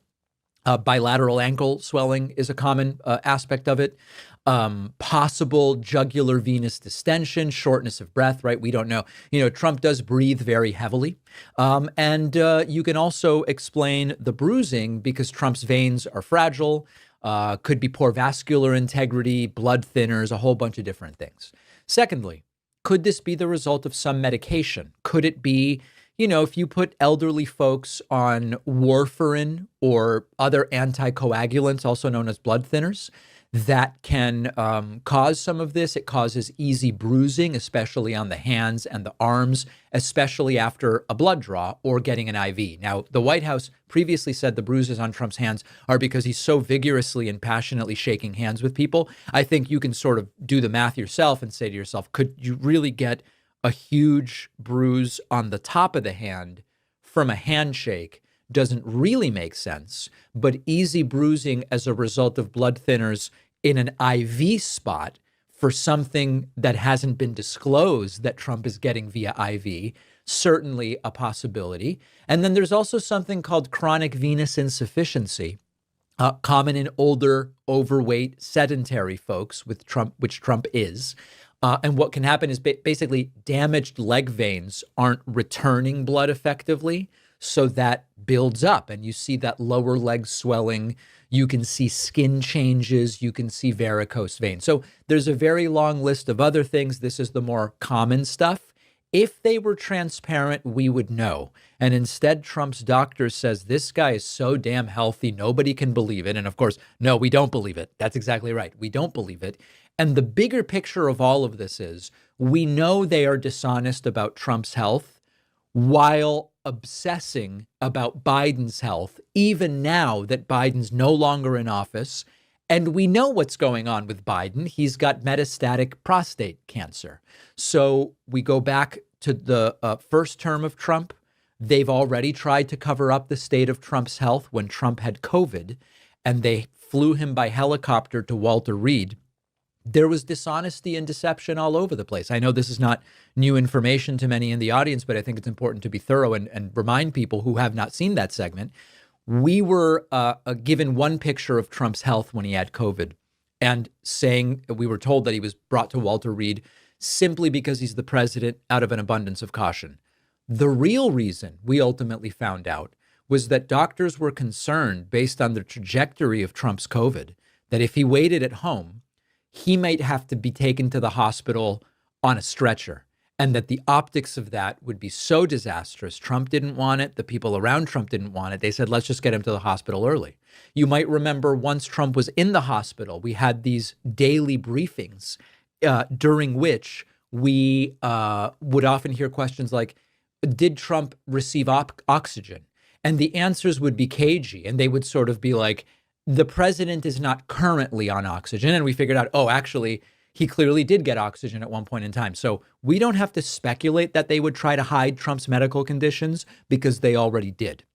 And now the pictures in the video leave absolutely no doubt. The swollen legs, the bruised and made up hands. By the way, who wears hand makeup unless you're covering something up? We do need to get the truth because this is the president of the United States after all. Make sure you're subscribed to my YouTube channel. Make sure you're on my Substack, substack.davidpakman.com. Having the right estate planning done, a will, maybe a trust, is super important. I recently took care of it myself. It's not the most fun thing to do, but it is very important. And our sponsor, Trust and Will, makes it really easy. And you can get 10% off at trustandwill.com/Pakman. It's a straightforward process. They walk you through it. All of the documents are state specific. They are legally valid. They are customized to your needs, your care wishes or nomination, guardians, final arrangements, power of attorney. You're just making sure your family and loved ones avoid a lengthy and expensive proceeding or that the state ends up deciding what happens to your assets. Trust and Will's simple step-by-step processes guide you from start to finish, one question at a time. Save your loved ones time and stress by having your documents in one place with bank-level encryption, with live customer support available through phone, chat, and email. Trust and Will is trusted by hundreds of thousands of families and counting. Protect what matters most in just minutes at trustandwill.com/Pakman and get 10% off. The link is in the description. The David Pakman Show, thanks to you, continues to be an independent, audience-funded program. No corporate media infrastructure of multiple editors and producers who say, you can't talk about this, you can't talk about that. What about this other concern? The show is simply what I want to talk about on the days I want to talk about it. And that structure is so important to what we do. And I have only you to thank for that. The most direct and efficient ways of supporting our work. Join the movement on my website, joinpakman.com. Become a paid subscriber on Substack, substack.davidpakman.com. And remember that if you'd like a membership, but the finance aspect of it is a problem, you can request a free membership at davidpakman.com/free membership. Donald Trump is increasingly and obviously desperate to bury the Jeffrey Epstein story. The obvious assumption, because they're not being upfront, is that Donald Trump knows he's in the Epstein files. So he's gone back and forth. There are no files. There are files, but they were made up by Obama and Hillary Clinton and who knows who else. Obama did everything. So here is Donald Trump, as often is the case, asked questions in front of a helicopter. And he is asked a really good question. I love questions where Trump is asked to evaluate the motivations of people. And he's asked, why do you think your own supporters are so interested in the Epstein story? Here's Trump's answer. Leaves a little bit to be desired. You think about the answer to this question, then I'll give you my opinion. Does Trump sound evasive here, or does he sound forthcoming and transparent? You've urged people to move on, but I'm curious, why do you think your supporters in particular have been so interested in the Epstein story? I don't understand about how it's been handled. I don't understand it. Why they would be so interested. He's dead for a long time. He was never a big factor in terms of life. He was never a big factor in terms of life. I don't understand what the interest or what the fascination is. I really don't. And the credible information's been given. Don't forget, we went through years of the Mueller witch hunt and all of the different things. Now, this is such a critical thing. Why is Trump talking about the Mueller witch hunt? This continues to happen where questions are asked of Trump administration officials about the Epstein thing without saying, is it because you're in the files? And one of the first things that Trump and other officials think to do is to either deny Trump's involvement or compare it to something to go after Trump with. The question was, why are your supporters interested in the Epstein files? And Trump goes, we had the Mueller thing. What's Trump saying there? Trump is saying the Mueller thing was something making allegations about me that are untrue. And the Epstein thing is making allegations about me that are untrue. But the question didn't say, is it because you are in the files? Trump is worried and maybe knows he's in the files. So he goes, it's like the Mueller thing, just something else to come after me about. But you're bringing that up. We didn't bring that up. Steele dossier, which was all fake. All that information was fake. But I don't understand why the Jeffrey Epstein case would be of interest to anybody. It's pretty boring stuff. It's sordid, but it's boring. And I don't understand why it keeps going. I think really only pretty bad people, including fake news, want to keep something like that going. Well, of course, that's not true. It is Trump's own supporters to a degree. It's Bannon, it's Candace Owens, it's Megyn Kelly, it's Tim Pool, it's the whole lot of them, Patrick Bet-David. Trump is either pretending or he's ignorant. The reason that people are interested in it is because of what the people in your administration told them they should believe. You told them when official government sources tell you there's nothing to see here with Epstein, they're lying to you. And now Trump is in power, and Trump's government is officially telling his supporters there's nothing to see here. The suicide was exactly as it was presented. There's no list. There's no documents that we're holding back or that we could be releasing, but we're choosing not to. The monster Trump created is the reason that his base is interested in this. An innocent man would call for full transparency. An innocent man would say, what reason is there not to release everything we have? Especially because Trump is in videos with Jeffrey Epstein. There are a number of ties to Jeffrey Epstein. An innocent man would want the files released to show, I have nothing to do with this. The deflection raises questions. And of course, when you hire people like Kash Patel and Dan Bongino, who spent years saying, we're going to get to the truth, once Biden's out and Trump is in, we're finally going to learn the truth about the Epstein thing. Then they're in power. They go, oh, we knew the truth all along. Yep, the story we told you, it was actually the truth all along. It is Trump and MAGA why his own followers are interested in the story. Now, one other clip from this helicopter fiasco. Trump was asked, you know, you're claiming that you have these Vietnam and China deals. Are you going to give us any details about that? Trump's kind of like, not really. All right, do you plan to release more details from Vietnam, China deals? Is there going to be a paperwork release to public? Well, I might. I don't think it matters how much you release of the deal. We have a Vietnam deal, and I would say that that deal is being pretty well set. It's pretty well set. Again, that's an opening of their country. They've opened it up. Just so you know, these were closed countries. They were wonderful people, wonderful leaders, very strong, smart leaders. But their countries were closed to us, but our country wasn't closed to them. And so I said, you got to open up your country. So we're going to see. But the Vietnam deal, we may open it. I mean, I don't know. I can't tell you. Is it necessary? No. Yeah, I don't think so. Lutnick says no. Just take his word for it, right, guys? 90 deals in 90 days became one pseudo deal in nearly 120 days, I guess. Nearly 100 days so far. And as far as details, of course not. Just take his word for it. Take Lutnick's word for it. These are clearly guys that can be trusted, right? Right? Who am I trying to convince? There is a smoking gun letter dated February 27th, 2025, that proves that the Trump administration had and has an Epstein list. Is it complete? Well, we don't know, but we now know that they are lying. And here's the critical aspect of it. You don't need to speculate. You don't need to email anyone. You don't need to hack into anything.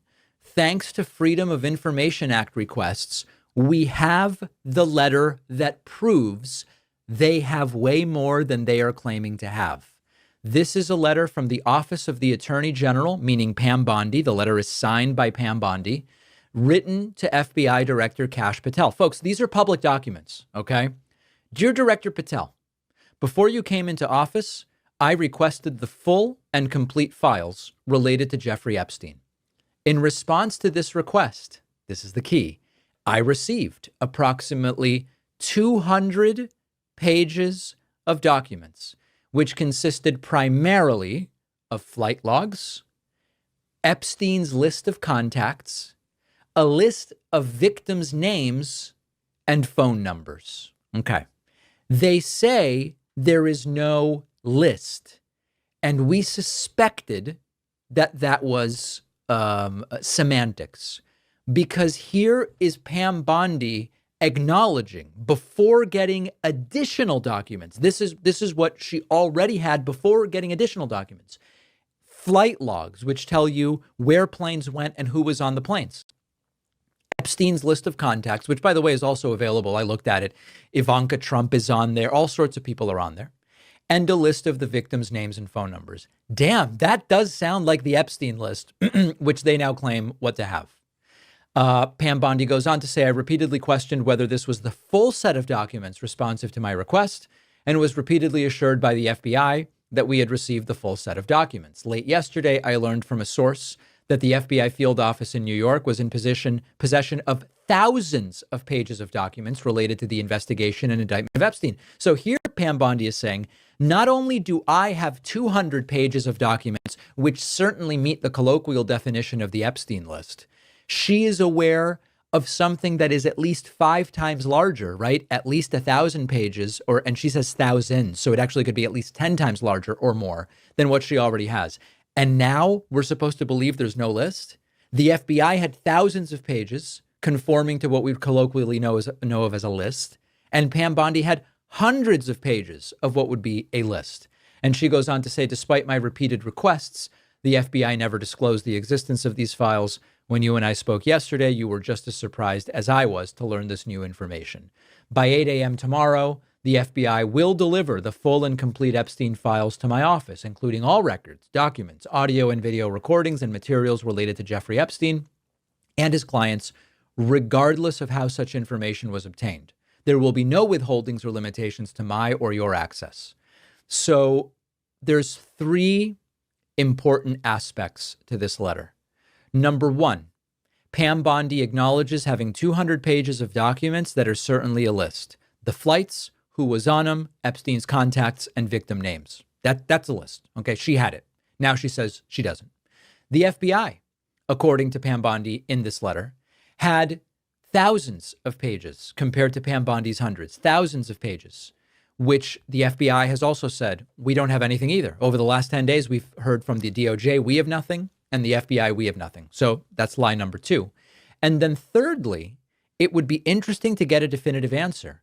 Did the FBI comply with the Attorney General's demand that by the following morning, February 28th, the full files be delivered?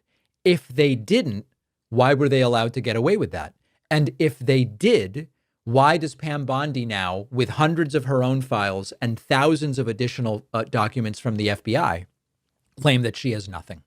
The stuff is happening in plain sight. It's happening in plain sight. And Trump is so triggered that he is now going after a sitting senator. It is happening again. When Trump is under pressure, could be political pressure, could be legal pressure, could be public pressure, you can count on 2 things. Number 1, he starts to publicly unravel. And number 2, he picks a new enemy, a scapegoat, and tries to drag the enemy down to take attention away from himself. This time, it is Senator Adam Schiff. In an unhinged Truth Social rant, Donald Trump wrote, and I quote, "I have always suspected shifty Adam Schiff was a scam artist, and now I learn that Fannie Mae's Financial Crimes Division have concluded that Adam Schiff has engaged in a sustained pattern of possible mortgage fraud. Adam Schiff said that his primary residence was in Maryland to get a cheaper mortgage and rip off America, when he must live in California because he was a congressman from California. I always knew Adam Schiff was a crook. The fraud began with the refinance of his Maryland property on February 6, 2009, and continued through multiple transactions until the Maryland property was correctly designated as a second home on October 13, 2020. Mortgage fraud is very serious, and crooked Adam Schiff, now a senator, needs to be brought to justice." And then Trump was asked about this and added, "It is time for Schiff to be brought to justice," which of course any reasonable person interprets as he should be arrested and prosecuted. You want Adam Schiff brought to justice. I would love to see him brought to justice. Is that jail? I'll tell you what, I think Adam Schiff is one of the lowest of the low. I would love to see him brought to justice. He's a dishonest, crooked guy. I don't know about the individual charge, if that even happens, but Adam Schiff is a serious lowlife. This is not the Department of Justice talking, although Trump might be able to convince Pam Bondi to do something about this. This is not a prosecutor who's looked at evidence. This is certainly not a judge. This is Trump, the guy who has been convicted of 34 felony counts, attacking a sitting U.S. senator and demanding that he be arrested. We really need to interpret this for what it is. So you only need to look at the last 10 days of news to understand what's happening. Trump's panicking over the Epstein file, sort of renewed vigor behind that. He's reeling from the Iran fallout, the internal Republican backlash, and Adam Schiff, who, by the way, helped expose Trump's Ukraine extortion scheme when he was a congressman. Now he's a senator. He's, I guess, theoretically a future presidential contender, although I don't know that Adam Schiff has those ambitions. So what does Donald Trump do? He tries to sort of short circuit the news cycle with a conspiracy, throws around criminal accusations with no evidence that he has presented. Obviously, anybody who has done anything wrong should be looked at. We just have no evidence that this is something Adam Schiff has done. And he's once again calling for the arrest or political prosecution of his enemies. This is fascist behavior. Authoritarian leaders attack the press. They attack the courts. They attack political opponents. Trump is 3 for 3. He's done all of it. He has power once again, and he's saying it out loud. So Adam Schiff, whatever he did, I assume mortgages are investigated, right? I mean, if there's evidence, then okay, go for it. But Adam Schiff isn't the story here. It's the guy in the White House obsessed with vengeance and desperate to distract from potentially, as Steve Bannon put it, disastrous midterm defeat in 2026. The David Pakman Show is an audience-supported program, and the best, most direct way to support the show is by becoming a member at joinpakman.com. You'll get the daily bonus show, the daily commercial-free show, and plenty of other great membership perks. Get the full experience by signing up at joinpakman.com. Today, I'm going to be speaking with Jake Tapper, CNN anchor, chief Washington correspondent, co-author of the book Original Sin, President Biden's Decline, Its Cover-Up, and His Disastrous Choice to Run Again. Really appreciate your time. You know, more so as a disclaimer to my audience before we start. Listen, I know that there are people that are angry with Jake about the book for different reasons. I know some of the questions my audience wants me to ask. And, you know, this is not going to be me yelling or scolding Jake the way Megyn Kelly did. You know, we're going to have a conversation here. And I understand some of the concerns that my audience has raised, and we're sort of going to talk about them. And so to start, I'm almost completely through the book, Jake, and I've reviewed a lot of the interviews you've done. I think the primary question that has remained unanswered to many in my audience is, given the obviously newsworthy and even decision-making worthy nature of much of what's in the book, why did none of this come out from you as you vetted and conducted the research and interviews at a time when maybe it would have been actionable for voters?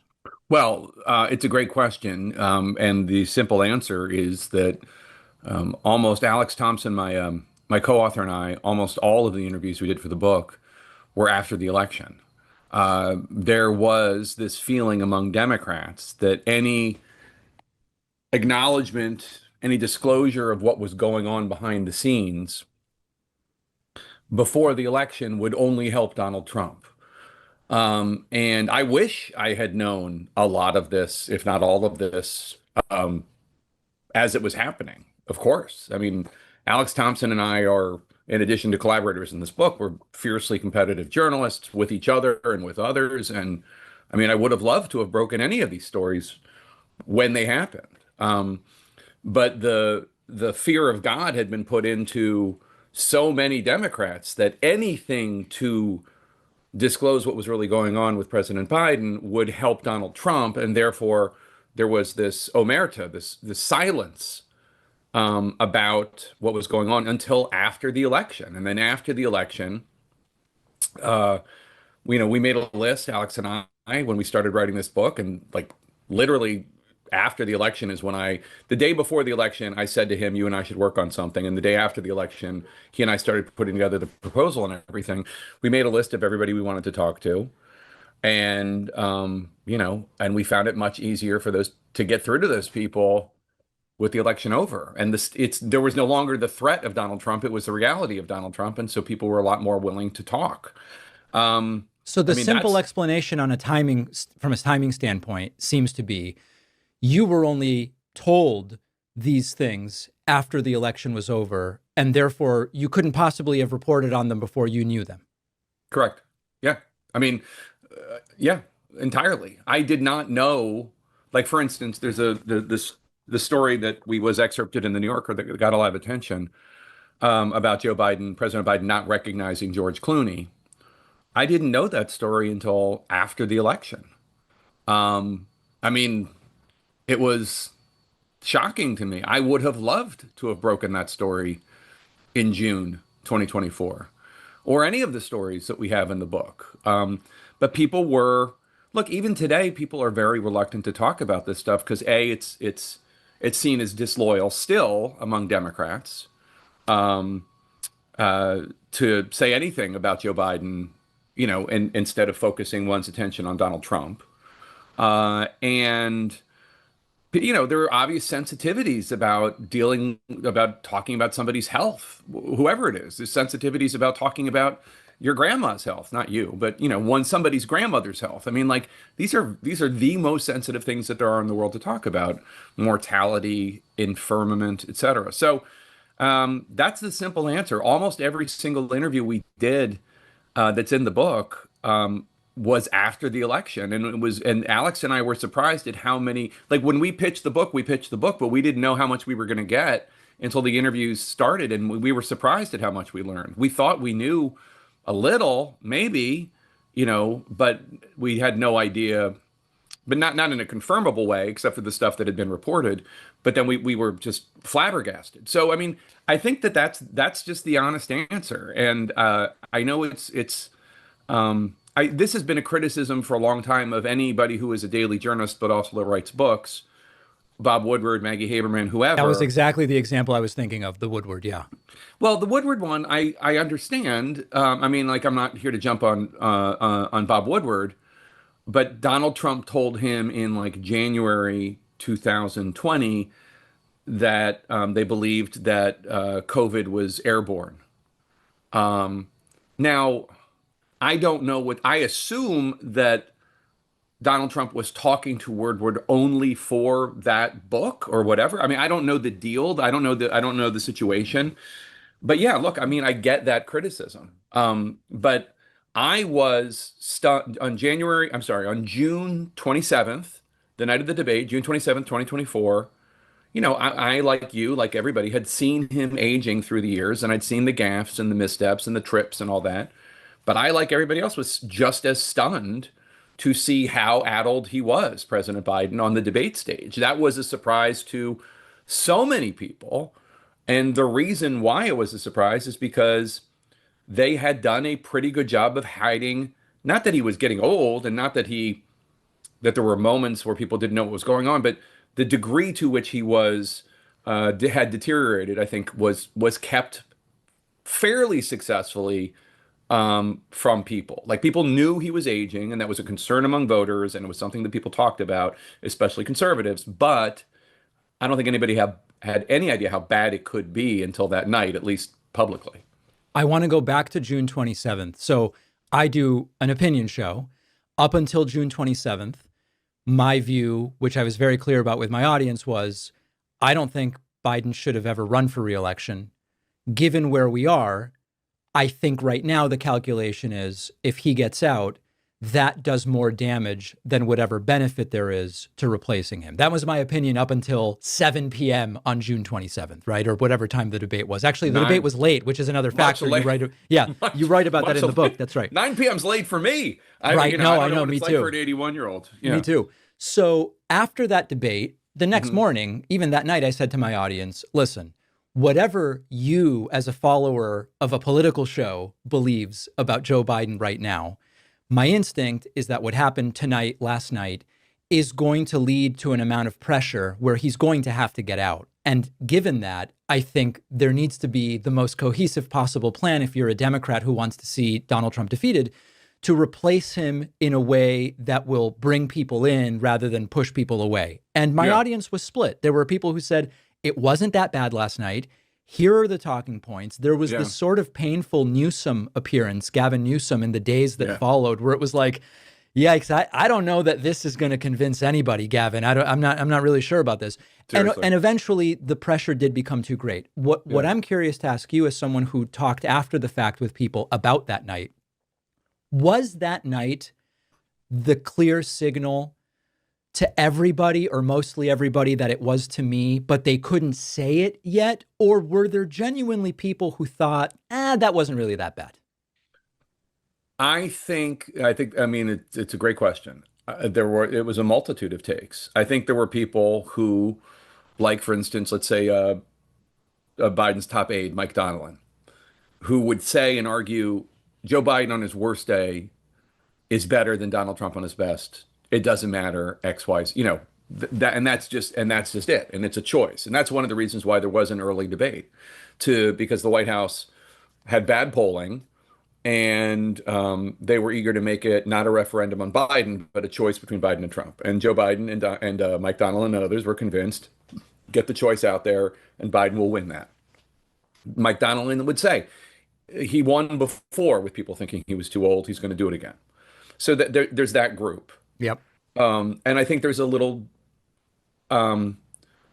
there's, for some of those people in that group, there is a little delusion about how bad it was, because it was really bad. And if you go back and watch it, it was really, really bad. And it was not, this isn't, for a lot of people, I mean, this is one of the issues that people in that group have, which is, this isn't about, this is about like 1 million voters in 7 states, right? I mean, this is about people who voted Obama, Trump, Biden. I mean, this is about people who split their ticket and change vote and like are not, I don't know if it's high information voters is the right term, but people who are not allegiant to a party. And they felt, a lot of those voters felt, and a lot of the spin that was coming from the Biden campaign about a focus group that they talked about a lot, they wouldn't mention that the focus group was almost entirely of voters that had voted against Trump and for Biden before, who were still split because that Biden was so bad. So that's one. There were people that were confused. What was that? That was horrible. Oh, they're saying it was a bad night. Okay, well, let's give them an opportunity to, I'm talking about Democratic officials now. Yeah. Let's give them an opportunity to show that was just an aberration. And he didn't, and because honestly, he couldn't. That's the bottom line. It's like he didn't have a press conference for, I think, another week. And it was after NATO. And the press conference was not good. No, it wasn't as bad as the debate, but it was not good. He referred to Vice President, I think he confused Kamala Harris and Donald Trump. And, first of all, the NATO stuff, he's not, on issues that he cares about, he's better than on issues he doesn't. And he really, really cares about NATO. He really, really cares about Ukraine. Those issues, he can talk about that better than he can talk about the economy or abortion rights or whatever. And then I think there were people who were in a group who were like, I knew this was going to happen. I mean, I had seen this behind the scenes, and this is horrible, and I suspected it was this bad. And we have some of them on the record in the book, like David Axelrod, who had been, talking about this publicly, Dean Phillips, who'd run against him, and others. And then there were people who are not Democrats, but also part of the story, like Robert Hur, the special counsel, who had seen Biden this bad behind the scenes in October 2023 when he did that interview for the special counsel report. Annie Linsky and Siobhan Hughes from the Wall Street Journal, who had been reporting on this and trying to break stories about what Biden was like behind the scenes. People who had suspected that this was how bad it could be. And, the truth of the matter is, on Earth 2, that debate goes fine, not great, but fine. And then and then it's not till the second debate in like October where he has that debate. You know what I mean? Like this was going to happen sooner or later. And the question is, was it going to happen in June, or was it going to happen, at a town hall in September or whatever? But I mean, what our reporting shows is not that Joe Biden is unable to speak, unable to give a speech, unable to have a nice exchange with somebody, is that he has these moments like he had at the debate where he really can't form a complete sentence or come together with a coherent thought. And it's not like with anybody, you look like you're a young person. So maybe we're talking about your grandparents, but and I hope your grandparents are alive and well and thriving. But sadly, Baruch Hashem, they are no longer with us. Okay, well, I'm sorry. Neither are mine. And So my parents are now in their 80s, and like this happens, and people have good days and bad days, and it doesn't just like go like this. It's just it's a chart where good days, bad days, and et cetera, and that's like Joe Biden. And so I think that's the situation. Now the other I'm sorry to babble, but like the other thing that you bring up is the idea of like a contest, and that's what people like Pelosi, Obama, and others wanted. Yeah. They wanted some exercise of democracy and voting, whether it was, even if it was delegates voting with some sort of contested primary, or like a contested convention rather, or a truncated primary system or whatever. But, primaries they're not official, like United States government. The parties can make it up. They can do whatever they want. They could say, okay, we have a new nominee. Now we're going to have a Northeast, we're going to have the New England primary on this day and the Southern states on this day. They could have done whatever, but Joe Biden spent more than 3 weeks before he dropped out, and there went that idea. I want to talk a little bit about sort of a compare and contrast with some of the reporting on Trump. And I'm glad for you to take this on as your personal reporting, CNN, or more broadly as legacy and corporate media. Sure. I'm seeing significant hesitation to report not on the recklessness of Trump's policies, which I've heard you say in interviews. No, we're reporting on the recklessness of Trump's policies, but things like focus on Trump being unresponsive to questions as if he doesn't understand them. Last week, he was asked about Alligator Alcatraz. How long will inmates stay here? And the question was repeated twice. And Trump goes, I love spending time in Florida. I'm going to be here a lot. And it didn't seem to be an issue of his hearing. It seemed to be an issue of comprehension. Yesterday, he's now covering hand bruises with very obvious makeup, and his ankles look very swollen. I mean, they genuinely look significantly swollen. Mixing up Pelosi and Nikki Haley, appearing disoriented. Why do you think Trump's president now, and there's almost more discussion of Biden's health, who is no longer president? What do you think is going on? Well, there's a lot of things that you just mentioned in there, and they're all different. I can't get into Donald Trump's brain. I don't know exactly what was going on with the Alligator Alley question. From what I saw, it looked like he was just dodging the question, like pretending like to answer a different question, which really, that's what it looked like to me, which it doesn't make it any better, but it doesn't make it adamant. It makes it avoiding the question. But I don't know. I don't know what it was in terms of, the potential bruises on his hand or whatever the theories are, and his ankles. I saw the photos of that.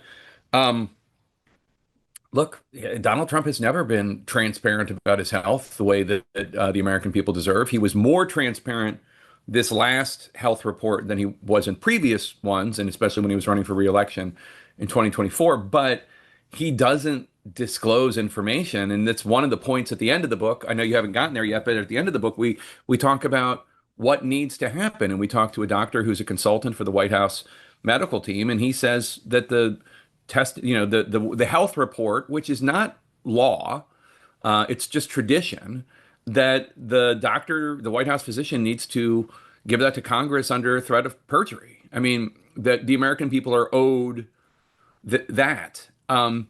And I think that's one of the things that I hope the Biden lesson, and look, you can't apply it to Trump because you'll never get Congress to go along with it, but why not pass a law requiring some sort of health disclosure for future presidents? So so that it takes the Trump and the Biden out of it, and it might be challenged as unconstitutional because of the legislative branch versus the executive or whatever, but there needs to be some disclosure. No, I would love to see that too. But I think you're getting to this. But even if we think about like today, if you today wanted to do a story where you go, listen, I'm not a doctor, but here's what we see now for 2 months on Trump's hands. It's very obviously covered with makeup. But what is it? It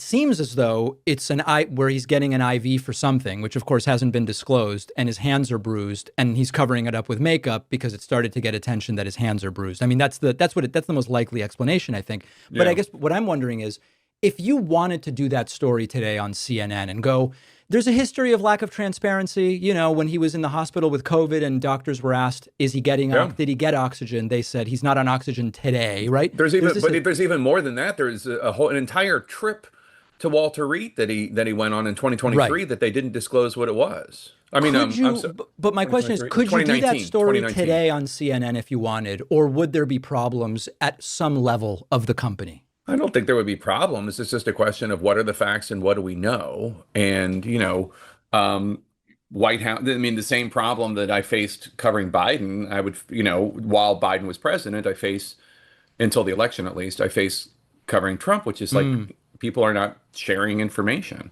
I think that it's worth asking questions about these things. I'm not reluctant to cover them. I do think that a lot of times people conflate Biden's issues with Trump's issues. And I think a lot of Trump's issues, and this is not to excuse them, but this is just talking to doctors and whatever, have more to do with his personality. And I mean that in the clinical term of personality. I don't mean like, oh, he seems nice enough or whatever. Like, I mean, when people talk about what's wrong in their view with President Trump, they're talking about him being narcissistic. They're talking about him being lacking empathy and things like that are not about cognitive issues. So it's a different wing of the hospital, which is not to say that it shouldn't be covered or it shouldn't be discussed. And in fact, we have discussed it. We discussed it a lot during the first term. But I mean, I think that, and the other part of that is he won with people knowing that is his personality, for better or for worse. It's not as if, I'm not talking about the bruises now or the ankles or whatever. That's a separate issue. But about like the word choice and sometimes when he seems unsympathetic or sometimes, you know, I mean, I think it was George Conway who wrote, former husband of Kellyanne Conway, who wrote an entire article for The Atlantic. I'd have to go back and check, but something along the lines.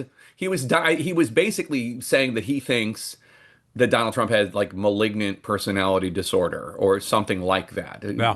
Excuse the paraphrase, but something like that. And it's a whole thing about, you know, the going through diagnostic definitions and such. And that's, you know, that's fair game. But I think that's where Trump's issues lie more, not on the confusing Nikki Haley, Nancy Pelosi. That's aging or whatever, but I'm not excusing it. Also, we covered it. You know, we covered it. Last thing I want to ask you about. We saw the successful lawsuit against George Stephanopoulos. We saw 60 Minutes choose to settle rather than fight in court what seemed like a pretty good case that they didn't really do anything wrong. Well, it wasn't 60 Minutes that settled. It was Paramount. Paramount, which owns CBS News, which owns 60 Minutes. Yeah. 60 Minutes would not have the team at 60 Minutes would never have done that. And in fact, the president of CBS News and the executive producer of 60 Minutes both left at least partly because of that lawsuit. That's a good clarification. It seems as though there is starting to be some self-censorship as a result of those two successes. And I've recently had meetings with some of these sort of conglomerates about series ideas that I have that wouldn't even be political. And they've basically said to me, you know, just because of your show, we're kind of scared right now of doing anything that could even be remotely seen as political when we are really in a different kind of business, to not expose who I'm talking about. Yeah. Are you seeing some of that self-censorship because of the effect of those lawsuits? And I'll just leave it at that. Are you seeing any of that self-censorship? Is it a reasonable concern that it would be going on now? I'm not seeing it at CNN, but I think it is a reasonable concern, and I think it predates the Disney settlement and the Paramount settlement. Which and of those, I don't think either of them should have settled. But of the two, the Paramount one was egregious. I mean, like all sorts of legal experts said that they thought that Donald Trump had no case. Yeah. And in fact, we've pointed out on my show several times that, you know, the edits that he was complaining about that had been done to the 60 Minutes interview, which he depicts falsely every time he describes it. I mean, just for your folks who probably know this already, but she gave a very long answer in Kamala Harris when asked about Gaza Netanyahu to Bill Whitaker, the 60 Minutes reporter. And when they ran an excerpt of it on Face the Nation and on Sunday, they used one little clip of it. And then when they ran the 60 Minutes interview, Monday or Tuesday or whenever they ran that special, they used a different excerpt of the same very long, very word salad-y kind of answer. Compared to what Fox News did when one of their anchors, Rachel Campos Duffy, asked Donald Trump about the Epstein files. Yeah. And they ran on that was like, yes, I would release them. But then his longer answer, which ran on the podcast version of the interview, he backs off that and says, well, maybe I wouldn't release it because there's a lot of fake stuff in there, a lot of people who, didn't do anything, blah, blah, blah. But they didn't run that whole answer. That is now different rules. There are different rules because CBS is public network, public airwaves. So the FCC regulates them. They don't regulate cable like Fox News. But if you're looking for a more egregious example of editing to make somebody look one way or the other, the Fox interview is a much more blatant example. So anyway, I'm blabbing again, but all true though. I haven't seen it, but I do think that we are in an era now of more litigiousness. But this started during the first Trump term, or when he started suing companies, and a lot of it was thrown out. But there have been just a lot of lawsuits and a lot of judge shopping, people filing their lawsuits in Florida, where there are friendlier judges to the idea of media bias, et cetera. And so I have seen that. I haven't seen any result of it. Nobody said don't do this or don't cover that. But I mean, I do think that is certainly the background of the media in 2025. But I mean, I cover Jeffrey Epstein every day. And, because these files are a pretty big, important story, and they're obviously causing a lot of consternation for the president among his base. And also, I was stunned when they basically said nothing to see here when the Justice Department put out that memo. But if I was that worried, then I wouldn't be touching that. We've been speaking with Jake Tapper. The book is Original Sin, President Biden's Decline, Its Cover-Up, and His Disastrous Choice to Run Again. I really appreciate your time. I know you're a busy guy, and thanks so much for being here. Oh, it's my pleasure. Thank you. If you like this show, I would love for you to get my Substack writing. Each day, I'll send you a rundown of what's on the show, what's happening, what matters, why. It's free, no spam. Substack is also the only place where we own our data. So if we get censored on social media or on any platform, Substack's going to be the only way I can tell you what is going on. Sign up now at davidpakman.substack.com.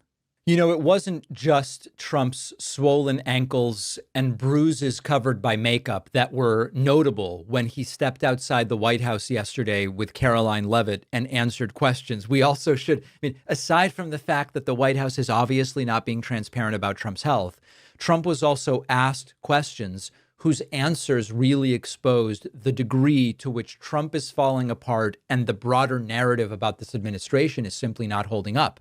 Donald Trump was asked by a reporter, did Pam Bondi tell you you are in the Epstein files? Trump's answer leaves a little bit to be desired. How many more honestly, the Attorney General briefed you on the DOJ and FBI review, the findings of that review. The Attorney General briefed you on that. What? On the DOJ and FBI on what? review. On what subject?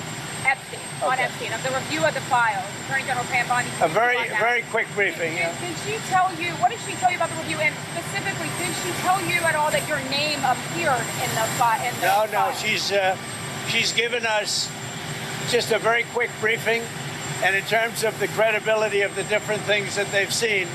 And I would say that, these files were made up by Comey, they were made up by Obama, they were made up by the Biden, we went through years of that with the Russia hoax. You really have to zoom out here, okay? Trump is acknowledging he's been briefed. So for number one, he's saying, I was briefed on the Epstein files. Very quick briefing. But then he says, The documents were made up by Comey, Obama, and Biden. This is a really strong indicator that he's covering something up. Now, what he's covering up, we are left to speculate. The obvious speculation is he's in the files, and it would be very bad for that to get out. Is the argument that Epstein didn't do any of the stuff he's been accused of? Like, when he says the files are made up, you really have to ask yourself, what does that mean? Are the files made up in that Epstein didn't really do any of the stuff? He didn't have the flight logs. He didn't have clients. He didn't have victims. Is that what they mean by made up? Probably not. Or is what Trump is claiming is made up is the list of clients only, which include potentially Trump and some of his friends. Like, sometimes we hear this and they go, oh, it's fake news. It's made up. But you really have to ask yourself what you mean by that, because Ghislaine Maxwell is in jail right now. So is she in jail over made up documents? What exactly is it that is made up? And if you interpret this even charitably, what this means is Trump's panicking. That's all it really means. What do you even mean made up? Is the whole thing made up, or your name being in there, or just some of the victims, or some of the perpetrators, or the flight? What's made up? What's fake? And by the way, Comey, why on earth would Comey have anything to do with it? But that's a different question. Trump was also asked another foreign policy question. Why are you giving Putin 50 days on these tariffs? Why does he get 50 days before you put him in place? Mr. Putin, 50 additional days to prosecute this war against.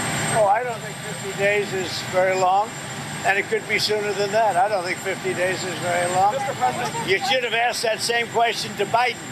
Why did he get us into this war? You should ask that question. Yeah, and what did he tell you? Why did he get us into this war? You know why he got us in? Because he's a dummy, that's why, and you don't cover it right. But you should be asking that question to Biden. Why did he get us into this war? He should be asking Biden, who is no longer president, questions when it is Trump saying, I'm going to tariff Russia, Vlad's getting tariffed in 50 days. Let me give you the real answer. Trump is setting this up to let Putin do whatever he wants for 49 and a half days and then say, we're ready to come to the table.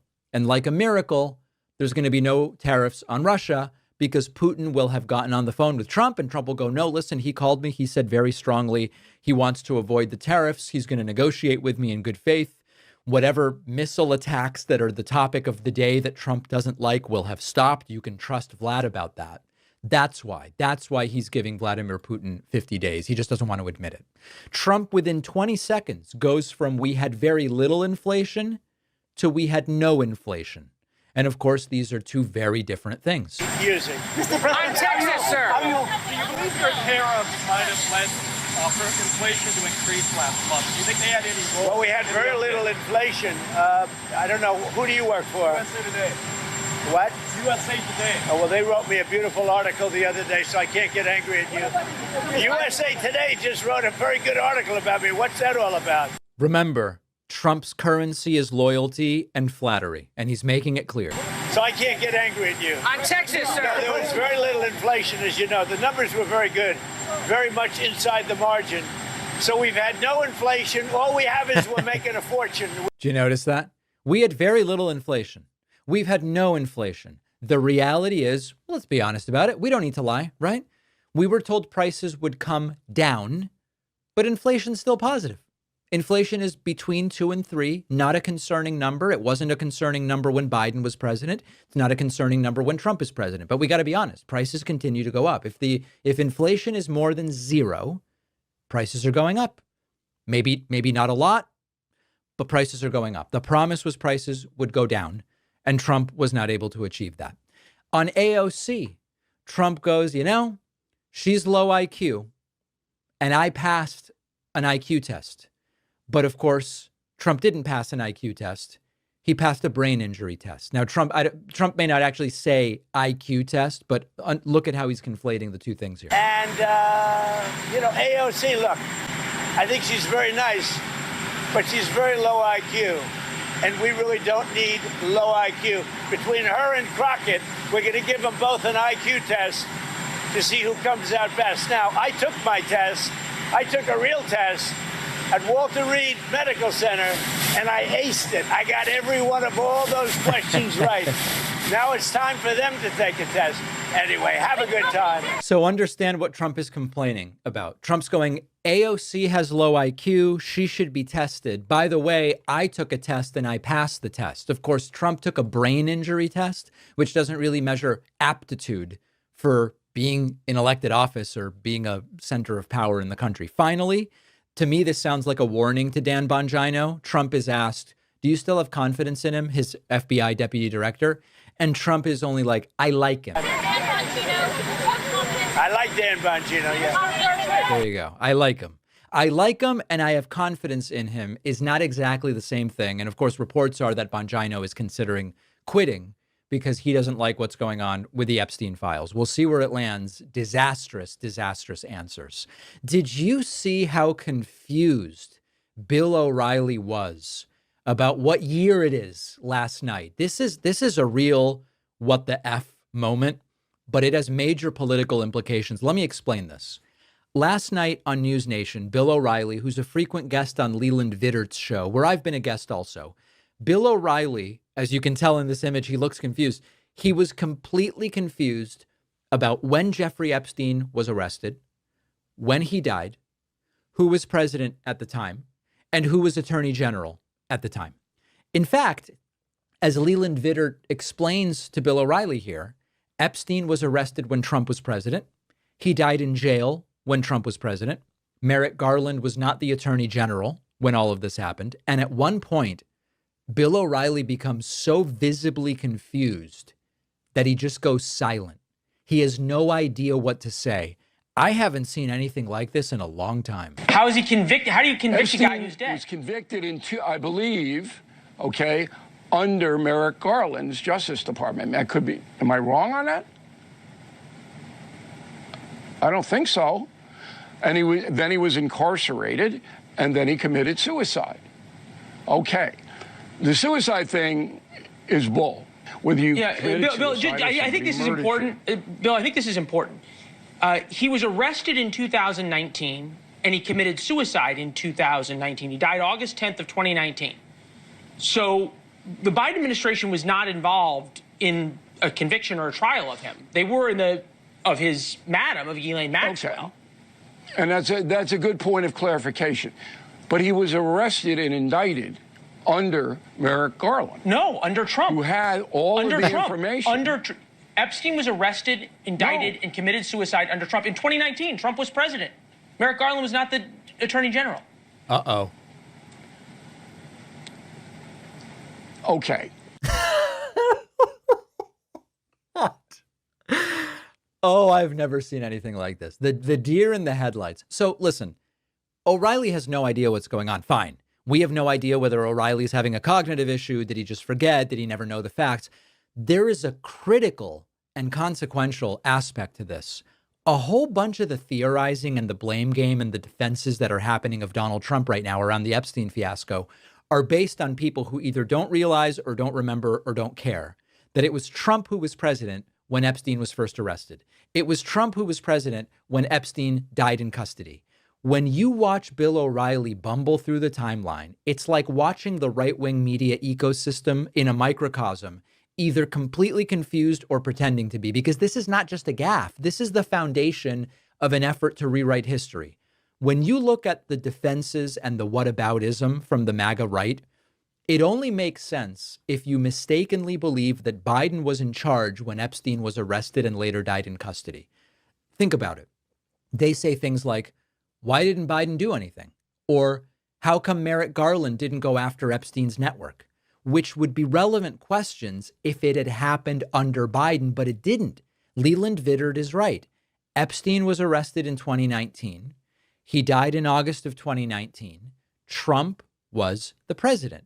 It was Bill Barr who was the attorney general, not Garland. They love to say, if there was something here involving Trump, Garland would have released it in 2019. But Bill Barr was the attorney general in 2019. What does Merrick Garland have to do with it? So this is not a random error, this confused timeline. This is the scaffolding on which they've built an entire alternate reality where Trump bears no responsibility and all the failures and conspiracy theories get pinned on Biden. But for that to work, you've got to forget who was in power when it all went down. And that is exactly what O'Reilly demonstrates, a kind of politically convenient amnesia that helps keep Trump's hands clean in the public narrative. So O'Reilly, maybe he's just confused, but it is this misunderstanding, who was in charge when all of that went down, that has fueled so much of the nonsense that we've been hearing. On the bonus show today, Republicans in Congress are now shifting to backing Ukraine. Why? Because Trump's doing it. They just do whatever Trump does. Number two, Josh Hawley has introduced a bill to cancel Medicaid cuts that he just voted for. What? And Mike Waltz is now blaming the Signalgate fiasco on Biden.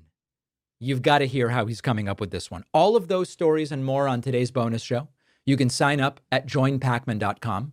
And remember that you can have a daily news-only mini podcast of the show emailed to you in the morning if you get on my Substack newsletter, substack.davidpacman.com. It's a 3-minute preview of everything on the show, just the facts, through our Substack, substack.davidpacman.com. I'll see you on the bonus show. I'll be back tomorrow. Thanks a lot for watching today's show. I just want to take a second to tell you about today's sponsors. Have you been putting off your estate planning? Maybe you don't know where to start. You think it'll be complicated, expensive. Well, check out our sponsor, Trust and Will. Trust and Will makes it simple and fast to create your trust or will online to ensure your family and loved ones avoid lengthy, expensive legal proceedings or the state deciding what happens to your assets. And Trust and Will can handle everything: care wishes, nomination guardians, final arrangements, power of attorney, with a simple step-by-step process that guides you from start to finish. My audience gets 10% off at trustandwill.com/Pacman. The link is in the description.